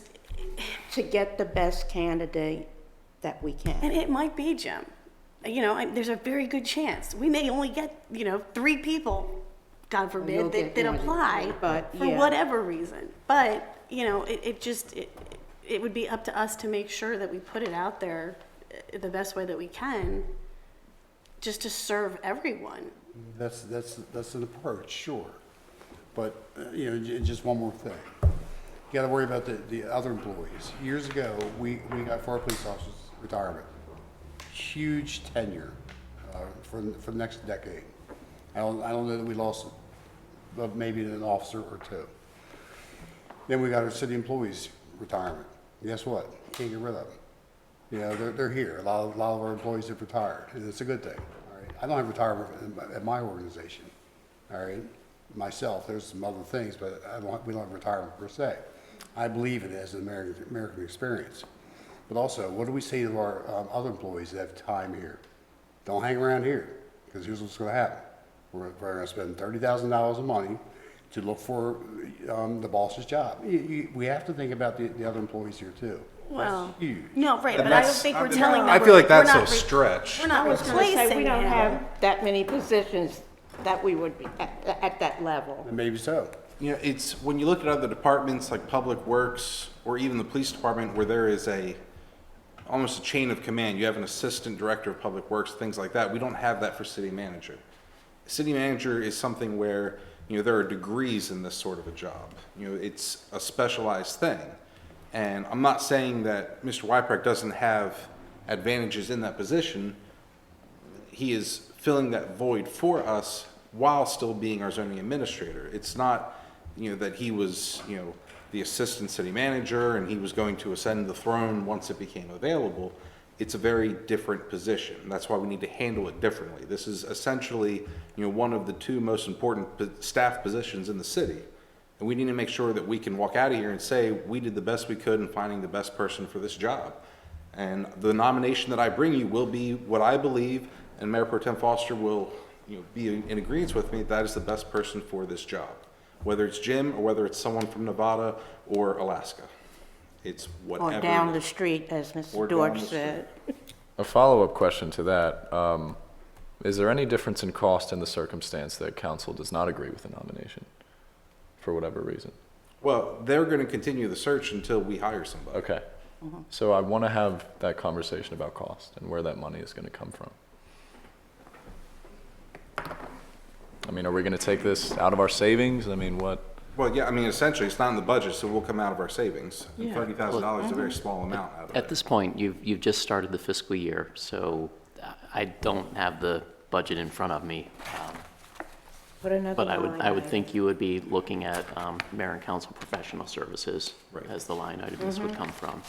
If you have 30,000 in there, it's there to start the process. You'll obviously run short as the year goes on, and we'll be looking at doing a budget amendment to replenish that line item. Now, where the money from that comes from will depend upon where we are at that point in the year. If we've exceeded our revenue projections by that point, we may not have to pull from fund balance, but we won't know until we get to that point. So, and as I said, I don't know without looking at the budget if there's $30,000 in mayor and council professional services. There may be, maybe Brad can pull it up real quick. While you're looking that up, there is something I would like to discuss a little further, apart from the finances. Councilman Hale made, I think, a very salient point about the idea of loyalty toward the employees who serve cities. Now, this idea that you promote from within is actually a very American concept. It grew out of the age of industry with Andrew Carnegie and Rockefeller finding that they had people who were well qualified to run their businesses because these people worked the businesses from the ground floor up. And this idea that just because there isn't like a step-by-step process to becoming city manager, that has nothing to say that if I am the clerk or the treasurer, or if you end up hiring, if we decide to hire like a full-time janitor at some point, right?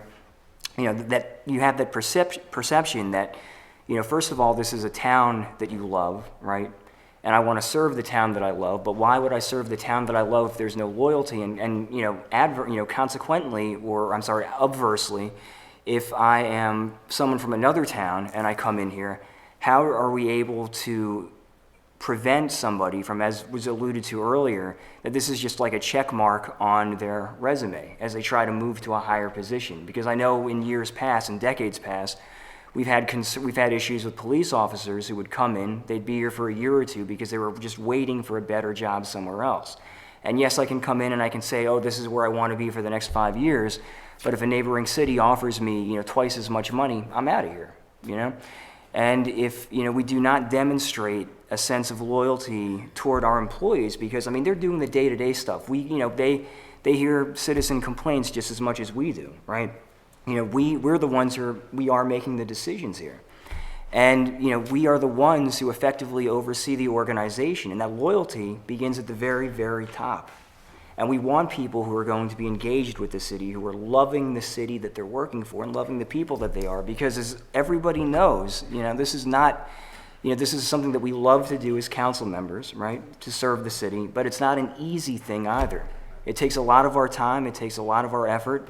It's well worth it, absolutely. But it's something that requires a serious love and passion and commitment. And so I want to offer that up just as food for thought, because that is very important. Again, even if there is no hierarchical step-by-step progression to an upper position, again, even down to any potential janitors that we may hire, we want people to love being a part of this and to feel that they're a part of something and they're being taken care of.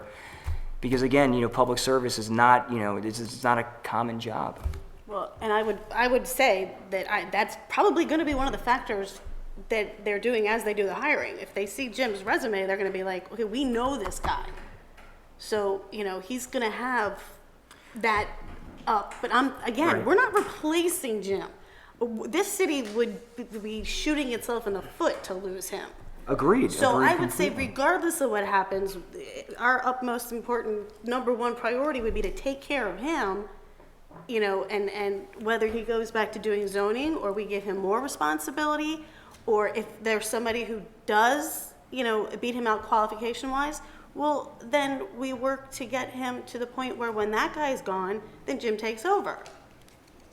But we have to make it worthwhile for him too, right? So again, I'm sorry, we're not, worthwhile for Jim. Right. yeah, I mean, God forbid, we do not want him to go anywhere because he does have all of those qualifications.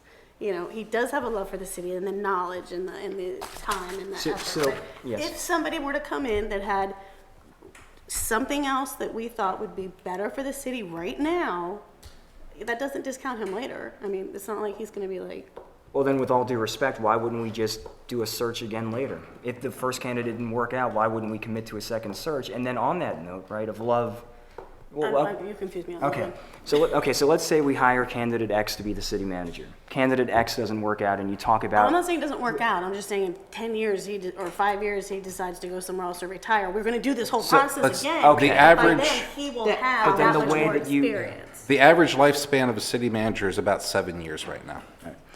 So, and on that note, though, but you said a few minutes ago, or I'm sorry, about a minute ago, that we were preparing Jim for this, you know, further preparing him. If it wasn't his time this time.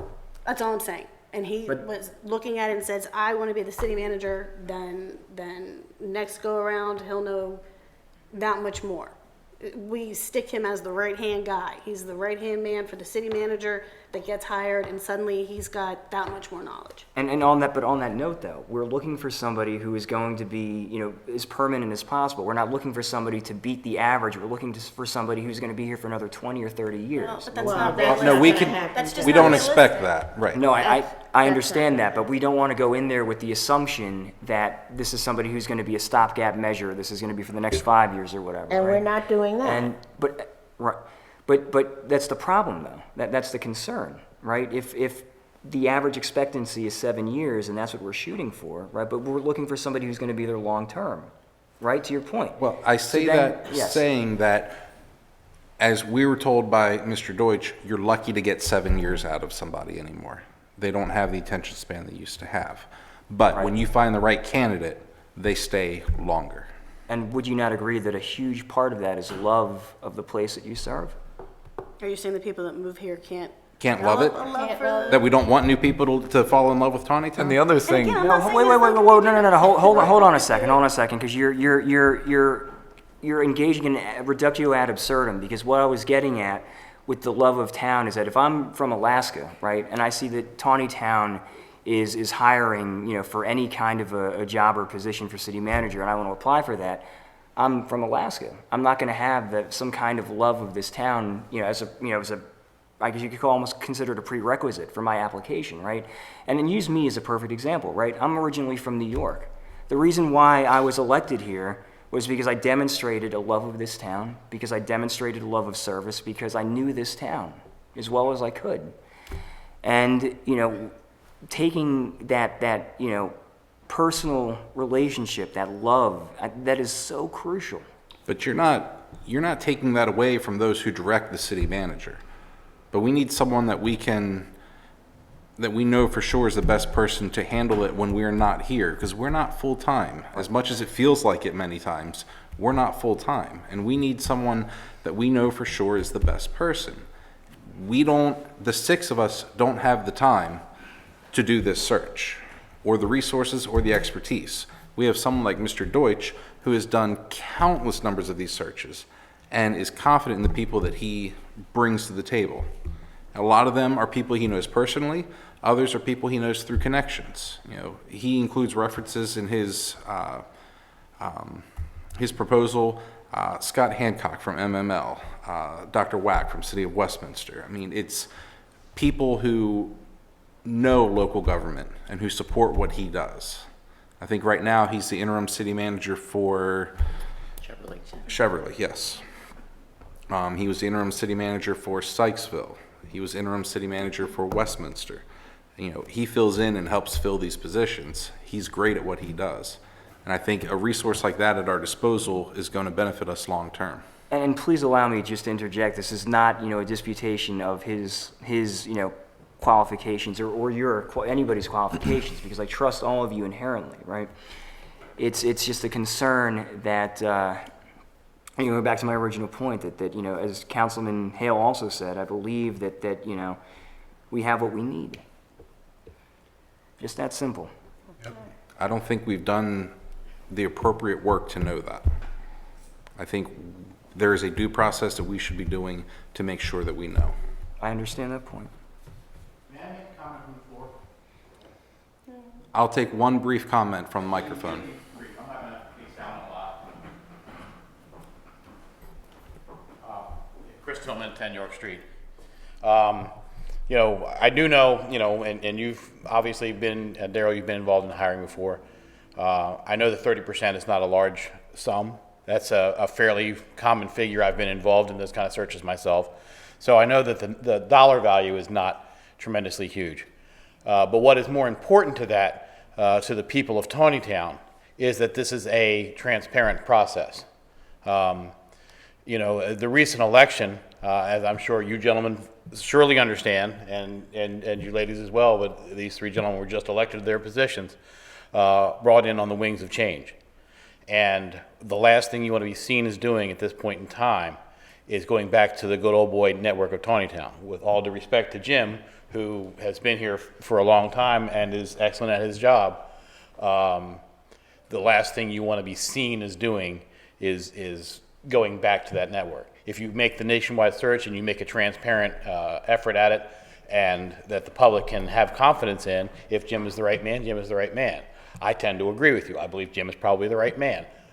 But you have to make that effort for the voters who put you all into office. Because I don't think not doing the search, I think, would work more to your detriment and a whole lot, and be worth a whole lot more than the $30,000. Thank you. Thank you, Mr. Tillman. All right, so I would like, we've had great discussion about this. I would like to entertain a motion, if possible, for this search. I make a motion that we allocate $30,000 for this search. All right, is there a second? I'll second it. Okay, is there any further discussion before we take the vote? Just one thing. In every piece of literature or information that I put out for my campaign, I said that my vote was the hire from within. Okay, so it's not a transparency thing. Maybe it's just, it is what it is, but that's it, sir. Okay, thank you. Anything additional? All right, I have a motion and a second to allocate $30,000 for city manager search. All in favor signify by saying aye. Aye. All opposed say nay. Nay. That passes 3-2.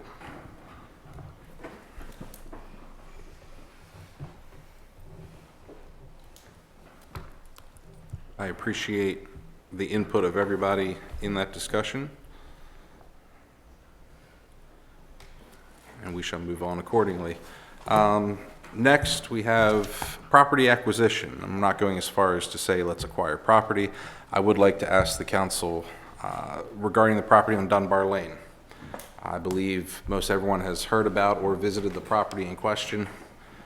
Discussions for that currently vacant building, possibly a community rec center as well as public works facility. I'd like us to consider moving forward. In doing so, I would like to have the building and property appraised, which has come in at a quote of $3,500 to have it appraised for us to then move forward and decide if we want to do anything further with it. So I would like to entertain a motion that we approve getting that property appraised for our further consideration. So moved. Is there a second? Second. And what discussion would we have? Would the appraisal also include, I guess, an inspection? No, it's a separate thing. Okay.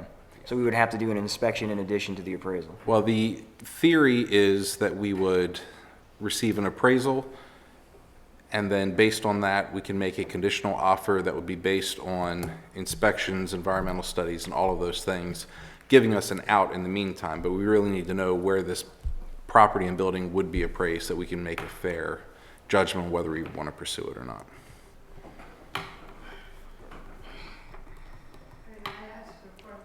Not right now, let us converse, please. Any additional comments we wish to have on it? We can at least get it appraised.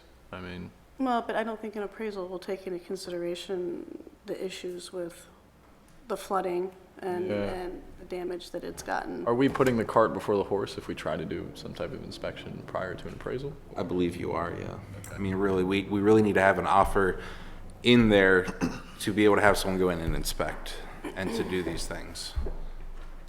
I believe, Mr. Gullo, you may have any additional insight into this process? I mean, you got to look at it from the perspective of maybe the seller.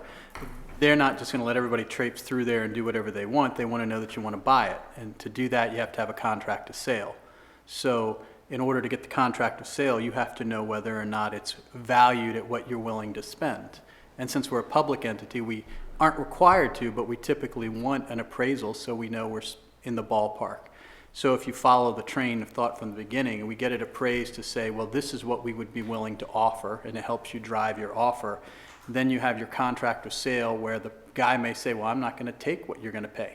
So there's no further negotiations. But if the person says, yeah, I'll take that, then in the contract of sale, there's going to be provisions that say, but it's contingent on us doing a successful environmental, it's contingent on us doing a successful structural, whatever things we do, and we'd have a period of time, kind of like a home inspection, but obviously much more involved, that we could say, well, we've looked at this and it floods, it has asbestos, it has whatever, we can't take it, and then the deal's off. Or we can take it, and we can move forward with that. But you wouldn't want to spend a lot of money doing inspections on a property that you really don't have under contract. Understood. Because they could turn around and say, we're not selling it to you, because you don't agree on price. Another concern I had that you articulated was the fact that there are conditional methods of pulling out. Of course, yeah. I mean, we would not be tied in until we know for sure yay or nay on it. So we have to do the appraisal to have the inspection, is essentially what I'm getting here. We have to have a contingent sales contract, which we really can't assemble until we have an appraisal to know what the building's worth and what we're willing to spend on it. I don't even think I it's mean, you did one, we'll just use what we did, so we can do non-hypotheticals. We knew what the properties on Stumptown Road were listed for. They were listed on the market, where this property you're considering right now is not. But they were listed on the market, this is what they wanted. What they wanted and what the value of them is may be two separate things. So the city said, we're going to do an appraisal to make sure we're going to be paying fair value, because we want people to know we paid fair value. So you got an independent person who did what the calculations are to say, this is the fair value. It turns out that the appraised value was less by a significant Substantial amount, yes. than what the asking price was. We didn't share all that with the owner. We just basically came in and said, well, we'll offer X for the property, knowing what we knew the appraised value was. And if the owner agreed, then we came up with the contract of sale. We didn't do any further inspections because it was open space. But in this situation, the contract of sale, once we agree on price, would also have those other concerns. So simplified, yes, you have to do one before you would get to the other. But By I apologize, no, go ahead. by doing this appraisal, are we saying that we're interested in buying this? By talking about it in the public session on TV or saying you're We're expressing interest in the property in some way, shape, or form. when we talked about that, the mayor and I talked about this in general, this should be straight up in the fact that the last one we did was drive by a field. It was easy to do the appraisal. We want the appraiser to go in this building. So maybe that's not your inspection because they're not inspectors, but we want them to go in the building and say, well, you know, this building it's part of the value of the appraisal. So the owner is going to know this, because we're going to have to contact them saying, we're interested in negotiating with you, but it's city money. We have to have an appraisal done. We need you to let us have access to the property for that. And if the appraisal works out for something that we can agree on and you can agree on, then we'll take the next step. They may say, we're not interested in letting you do that at all, in which case Then it's done. you're back to where you are. Right. The issue that you sort of have here is the fact that it's not listed on the market. If it were listed on the market, then we could get a real estate agent, we could go tour the property, we could do things like on a normal situation. But here, it's owner for sale by owner right now. Right. So we need that cooperation. Well, I'll be honest, after looking at it, I think it's more of a money pit than anything else, so And we just bought a big I old guess that's property. what I'm getting at. Do we have to spend money on an appraisal for something, I guess, we know we don't want? Well, I wasn't, I was under the impression you wanted it. So, No. There are people in the city that want it. okay, so Right. if you're not interested in doing it, I mean, this is a little beyond me, but Okay. in the event that you all decide, we're not interested in buying this at all, and you say that, and a majority of you say that, then there's no need to go forward. Right. Because if the appraisal came back and said it's worth X, and everybody's like, this is great, but you all don't want to buy it, there would be no sense in doing the appraisal. I guess that's what I'm getting at. Right. You know, if the appraisal comes back at what he's asking for, You got to assume that it's going to be close, or you're going to, that's just hypothetical. okay, if it's, Number. okay, it's gonna be close. It's going to be close, and maybe you'd be able to negotiate something. But let's say the appraisal came back and said, it's only worth half what he's asking for. Well, they're probably not going to sell it to you. Okay. So it's got to be close in order for you to negotiate further. But if you're not willing to do it at any price, then why, Then we why say go so on the now. I'm trip? not willing to do it anywhere near what he's asking. Right. And that's, you know, that's a valid point. You figure, I don't know the specifics, and I don't want to know, Yeah. but is he off by 10%? Is he off by 20%? I mean, if he's Because off I by agree with 100%, he's Judy. probably, If they come somewhere near that, I think it'll be times 2 by the time you get it where you want it. I think that's reasonable, that the renovation costs will be equal to your acquisition costs. Oh, I Right. think in this case, it's gonna be well over that. If I may, and Councilman Hale, I apologize if I'm putting you on the spot, but you've had experience with rec centers before in that whole process of, is there any, institutional wisdom that you could impart in this? I'm sorry, I really don't mean to put you on the spot, but I know that you have experience with this. No, I appreciate that, Joe. So what happened many years ago with our rec center that we did create and get up and running, it was the building was already there. There's a lot of crafts and that type of thing. It wasn't renovating a building, adding on to it, because it needed it. Because at 47 or whatever the fire occupancy for that little building was, we were always in violation every time we did something successful. And so I don't have a lot of experience in that, Joe. I didn't mean to allude to that, but. No, that's all No, right. I know I want one. Right. We've been talking about it for a decade. It's like a bypass. Yeah, but this is something we can probably do on our own terms. Spending $3,000 for an appraisal is a logical first step. We got to look at the square footage. We have, there's some bargaining chips that we could talk about later. But we're going to spend $30,000 and find a city manager might want to spend I knew $3,000. you'd bring that up. But we might want to spend $3,000 to see if the building is worth it.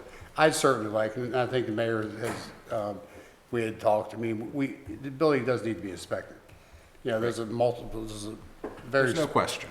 Yeah, so, but that would be good stewards of our taxpayers' dollars. Because that square footage is rare in Taneytown, just look around, Right.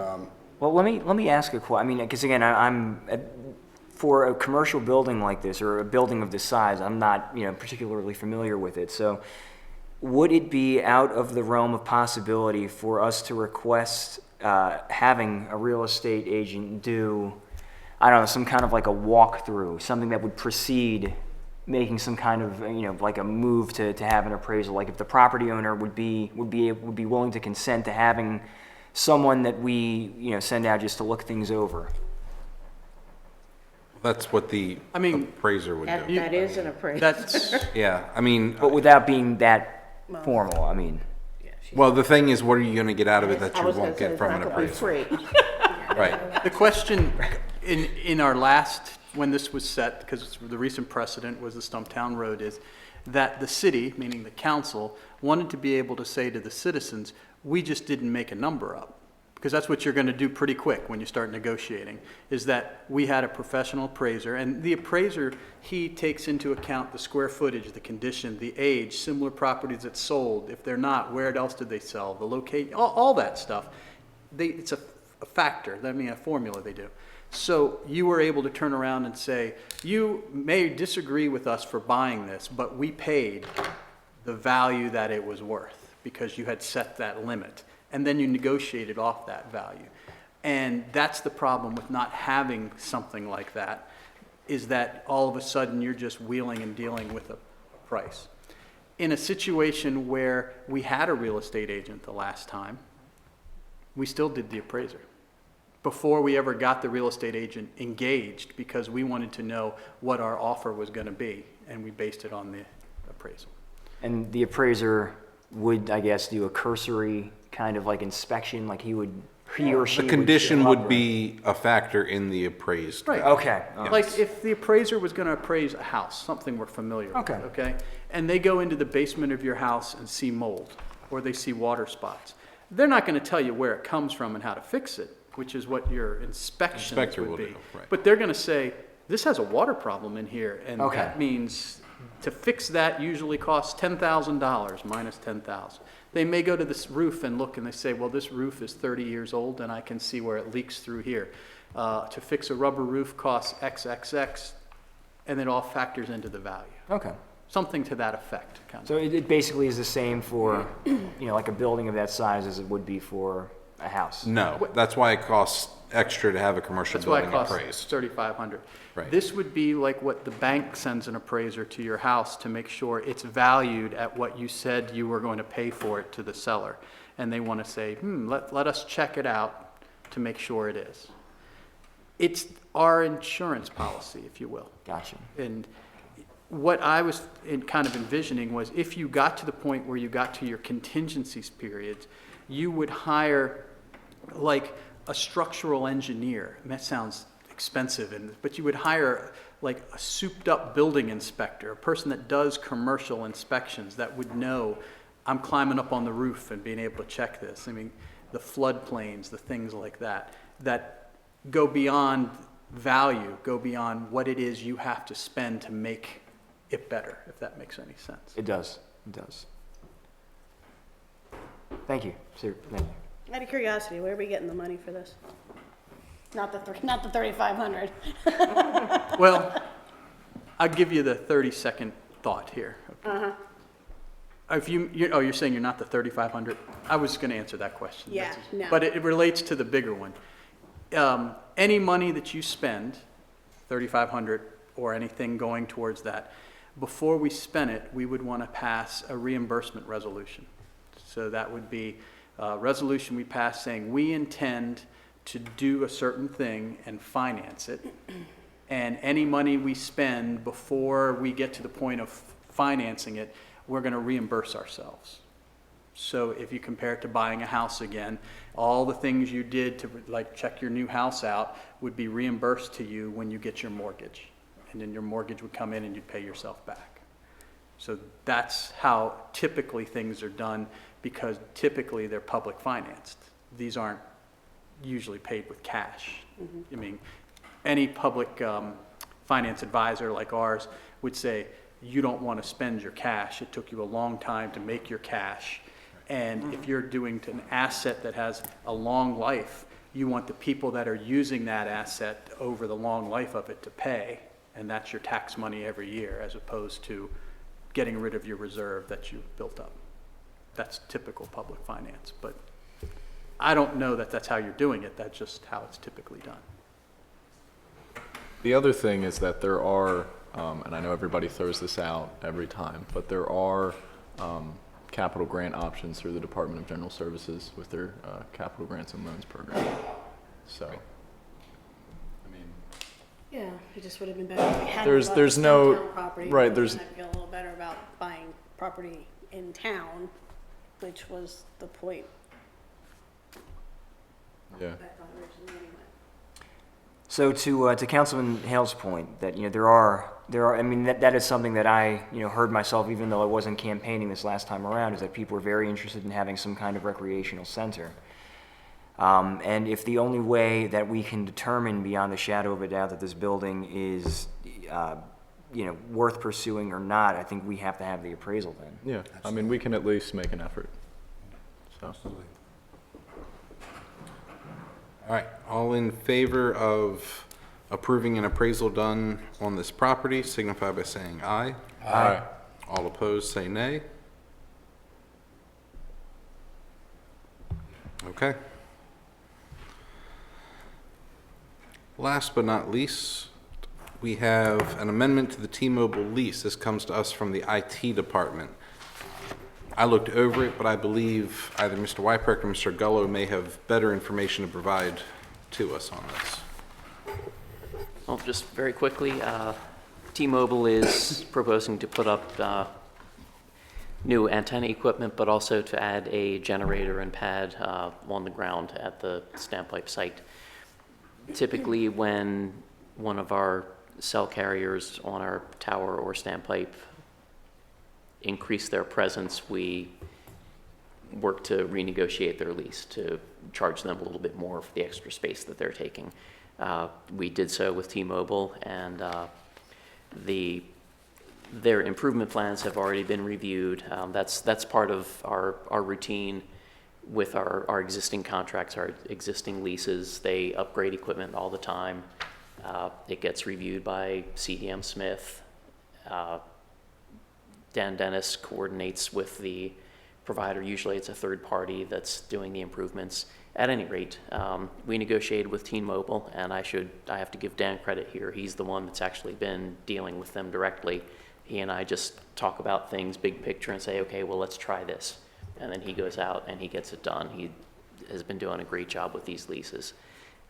So the improvements have been reviewed by CDM. We're ready to go. All we need to do is approve the lease agreement that allows them to upgrade their antenna facilities and add the generator and pad. And in exchange, we're increasing their rent by $250 a month. So this will be the second amendment to the lease, and Jay's reviewed it, so we're ready to go with it. We just need approval. I just have one question. How did you come up with 250? Why not 500? I was just wondering, In that case, why not 1,000? Yeah, Let's where'd just. you get $250 from? Not to get into too much detail with the cameras rolling and everything, but we evaluated the amount of space, the number of antennas that they have up on the standpipe, how much ground area they've got, compared it to the other leases, kind of came up with here's how much per square foot on the ground, how much per square foot on the tower. And based on what we thought was, I'll say, the going rate here in town, Okay. that's how we came up with Sounds that. very scientific. Jim, what kind of generator is this? Propane or electric? It's not, well, I mean, if it's propane, we got a tank involved and all that, I believe it is, access. I believe it's propane, but I would have to follow up with, Gotcha. with the specs on that. Thanks. And the specs will be attached to the lease that will be on file. I did not give you the construction drawings as part of this. I didn't think that was really necessary at this level. Yeah, that's kind of outside of our. I was What just we gonna do. ask about Above our pay Yeah, grade. that's exactly right. Above our pay grade. And there has been some back and forth on the plans themselves. We specified that they needed to have a certain enclosure for the generator to reduce the noise because there is a dwelling very close to the site there. So we were trying to be aware of the possible impact on that property as well. So there was some back and forth as far as the plans before they got approved. So. Okay. May I have a motion to, I guess at this point, hang on, let me see. I guess we're directing staff to go forward with this amendment, is that correct? Yeah, just a We, motion to approve. we just need to Very good. approve. Then I'm seeking a motion to approve the amendment to the T-Mobile lease. So moved. And do I have a second? Second. It's been moved and seconded to approve the amendment to the T-Mobile lease. Any further discussion on that? And all in favor say aye. Aye. All opposed say nay. All right, thank you very much. I guess you can move that on to Mr. Dennis then to execute accordingly. All right. Council member reports. There's a light at the end of the tunnel this evening. Mr. Haynes, Councilman Haynes, if you would begin with your report. So I don't have anything new or exciting from the department. Your disappointment to us all. From the Department of Public Works. The CCRC has its meeting slated for the fourth quarter, sometimes before Thanksgiving. I can't remember the date, but you all will be duly informed of what we discuss. Other than that, nothing really to report. Very good. Councilman Hale, do you have anything for us this evening? Yes, sir, just a couple items. The grandstand is all but, I think it may actually be finished now. Okay. Down at the Big Diamond. There was an issue when we were at MML, the mayor had brought to my attention about any concern in the park. Well, a couple phone calls later, Bob Mitchell and Kevin Speak worked on it together. Didn't realize this, but it sort of dawned on me that Bob doesn't have any staff. Right. So the labor is done by Daniel's division, actually. And so with the dump truck being down, we had gullies in underneath all the swings and that type of thing. So an employee, customer. So a citizen made a complaint, and it's very quickly resolved within days, you know. And some understanding. I think we were a friend from that citizen who wants to now talk about maybe doing some fundraising for parks and that type of thing. So win-win for all of us and great city staff partnership. And then, It's a great cooperative effort there, getting everyone involved and on the same page to get that resolved. And thank you, Councilman Hale, for taking care of that. yes, sir, thank you. Just one more thing, Yep. please. Before we meet again, West Carroll Cheer, they're having a huge fundraising event August the 3rd down at the football field. And what they would like to do, and they realize they have to go through the county on this to get a one-day permit for sort of exactly what we did down at the wine festival. They want to be able to have beer there, or sell beer there. So again, huge fundraising event. They're going to have what's the bean bag thing? Cornhole? Yes, that. Yeah, I hear that's catching on. I'm not really sure. Catching on, that's I know. that's been caught for 4 years. I know. But so they're having a huge. If it's tournament. not pickleball, it's nothing anymore. So they're having a huge tournament down there. So it's a big fundraiser for them. They're very excited about it. It's very nice to watch that group and many others in the Taneytown Area Rec Council or Taneytown Area Athletic Association rather. How there's just it's growing. It's coming. And Dan, you're a big part of that. And now we're gonna have a full board. So what they're asking for is consensus from the council so that if they come by to get their permit from the county, that we're not opposed to it. I think if they work with John, I think there's a few things with us they'll have to do as well for that. Is that correct, Mr. Wiper? They'll be coordinating things with Bob Mitchell, and he'll be coordinating things with the police department as far as, you know, coverage for the event, and, you know, there's gonna be money changing hands down there and things like that, so it's something we need to plan for. Okay. Very good. Anything else from you, sir? No, sir. Okay. Mayor Pro Tem Foster, what do you have for us this evening? I'd like to remind everybody that this Friday is the business breakfast. We'll have Heather DeWeese, the clerk of the Carroll County Court. Our local farmers market, I believe, well, it's the first one I noticed. It started this past weekend over at the Christian Learning Center. Comcast also this month will be featuring, you know, our cable access channel, which I think is a very nice thing. They showcase Taneytown businesses. In July, they'll be showcasing Best and Ben's and Better Than New. The Wine Fest was a huge success. Everybody was happy. The food vendors, the sponsorship doubled from last year. The wineries were pleased. It was a huge success. Also, the Presbyterian Church building has been sold to St. James Orthodox Church from Mount Airy. Nancy met with the ministers there, and they're planning on opening to the public around September, October. I would like to make everybody aware who is not aware the town is sponsoring a thank you dinner for Jim McCarron for his many years of public service and dedication to Taneytown. It'll be July 18th, held at the Fireman's Activity Building. It'll be a dinner, and the cost is $15, and I want to see everybody there. But we think that it'll be a very nice affair. We've arranged some proclamations for Jim from the governor and the Carroll delegation, and it should be a nice event. It'll be from 6 till 8 in the evening. It's a Thursday evening. And this happened over the weekend, so I'm not sure if people are aware. Our fellow mayor, Root, lost his mother over the holiday weekend, and the services have been held already. I think they were held on the 5th.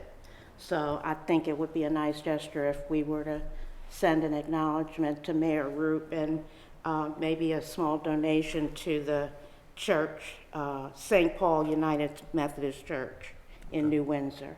We will coordinate that accordingly. And Clara, I have the information where to send that if you'd like.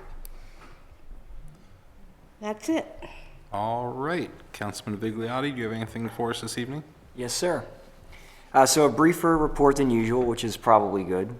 So for the month of for the month of June 2019, the total dispatcher generated calls for service numbered 458. Total number of citations issued were 40. Total number of warnings issued were 20. The total number of adult arrests were 15, and the total number of juvenile arrests were 4. In terms of good news, the police department has opened up their hiring process and are currently accepting applications for both entry-level and lateral police officers until July 31st. In terms of community outreach, Sergeant Castellar attended Taneytown Elementary School's 5th grade graduation ceremonies.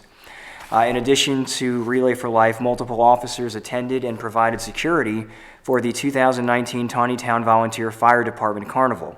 The event was well attended and no criminal incidents were reported throughout the week. Sergeant Castellar, Corporal Schultz, Officer Sakadalis, and Williams attended the annual Wine and Arts Festival with no incidents reported there either. Officers also provided a chance for attendees to navigate an obstacle course utilizing goggles specifically designed to simulate alcohol impairment. And of special note, I don't know if anybody's seen the paper recently, but our Facebook page, and in specific our officer Stephen Sakadalis was featured, because he's the gentleman who manages our Facebook page.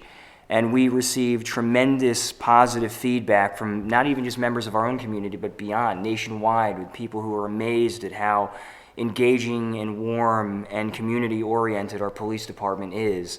And Mr. Sakadalis, as well as our police department as a whole, deserve tremendous credit for their community-orientedness. And I wanted to make a special note of that. So congratulations to them on a job well done as always. And that's it for me tonight. Thank you, Councilman. Councilwoman Fuller, do you have anything for us this evening? Planning Commission was kind of light. I think we're only looking at maybe 2 potential daycares at the zoning board. When was that meeting? That was which on one the filed? 1st. That was Wednesday, yeah. So I think that's essentially all we've been working on. It's been nice and quiet. So that is all I have. Oh, except for to mention that the convention week was very informative. Got a lot of new information, and we'll hopefully be carrying that over. Hopefully everybody had fun. So that's it. Very good. Thank you all. I do have, of note, myself, Mayor Pro Tem Foster, and Nancy McCormick attended the Silver Oak Academy graduation. It was a very nice event. I think it was seven students graduated. really great to see what those young men have become, very respectable members of society, and that institution is outstanding for this area. I know they help the city out a lot with volunteering and contributing in different ways, so great graduation up there. I wanted to mention, of course, the carnival, as previously mentioned, I hear was a great success. I know the weather was kind of a damper on some nights. When I attended, I think it was a great time, even considering the weather the way it was. MML conference was a great week. I know for myself, I'm sure everyone else here, with the networking, the people we met, the resources we found, and those different things are really going to help carry this city forward. I thank everyone on council who went. I thank you, Councilman Vigliotti, to make sure the city didn't burn down while we were away. Aside from that, business breakfast on Friday, and I really have nothing more except that just remind everyone I do have office hours at City Hall every Friday. When City Hall is open, you're free to come and visit me or call me. If you want to meet, you can make an appointment as well. Just want to keep everyone reminded of that. I will be here on Friday. If there's nothing else, I will entertain a motion to adjourn. I'm sorry?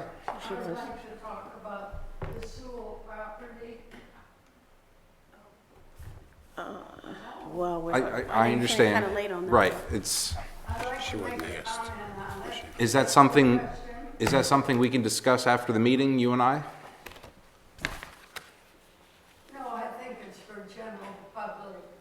It's for general public? well, we're combining the meetings, so.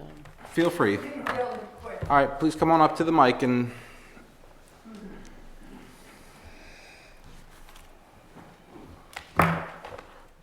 Barbara Cook, Clubside Drive. I'd like to talk about the annex. Will the Sewell properly butt up to Taneytown, or will it leave a strip of no man's land between the Sewell farm and Taneytown? we'll figure out how that annexation goes. We're not sure yet. Answer that, Yeah. Okay. As a citizen, I like to say I favor the Sewell property because it does not eat up pieces of large pieces of farmland. And from my experience of living at Carol Vista, many of the people are drawn from Howard County and Montgomery County, and people like it out here because they have no commutes, and there's 3 colleges, and that's all things that are very good.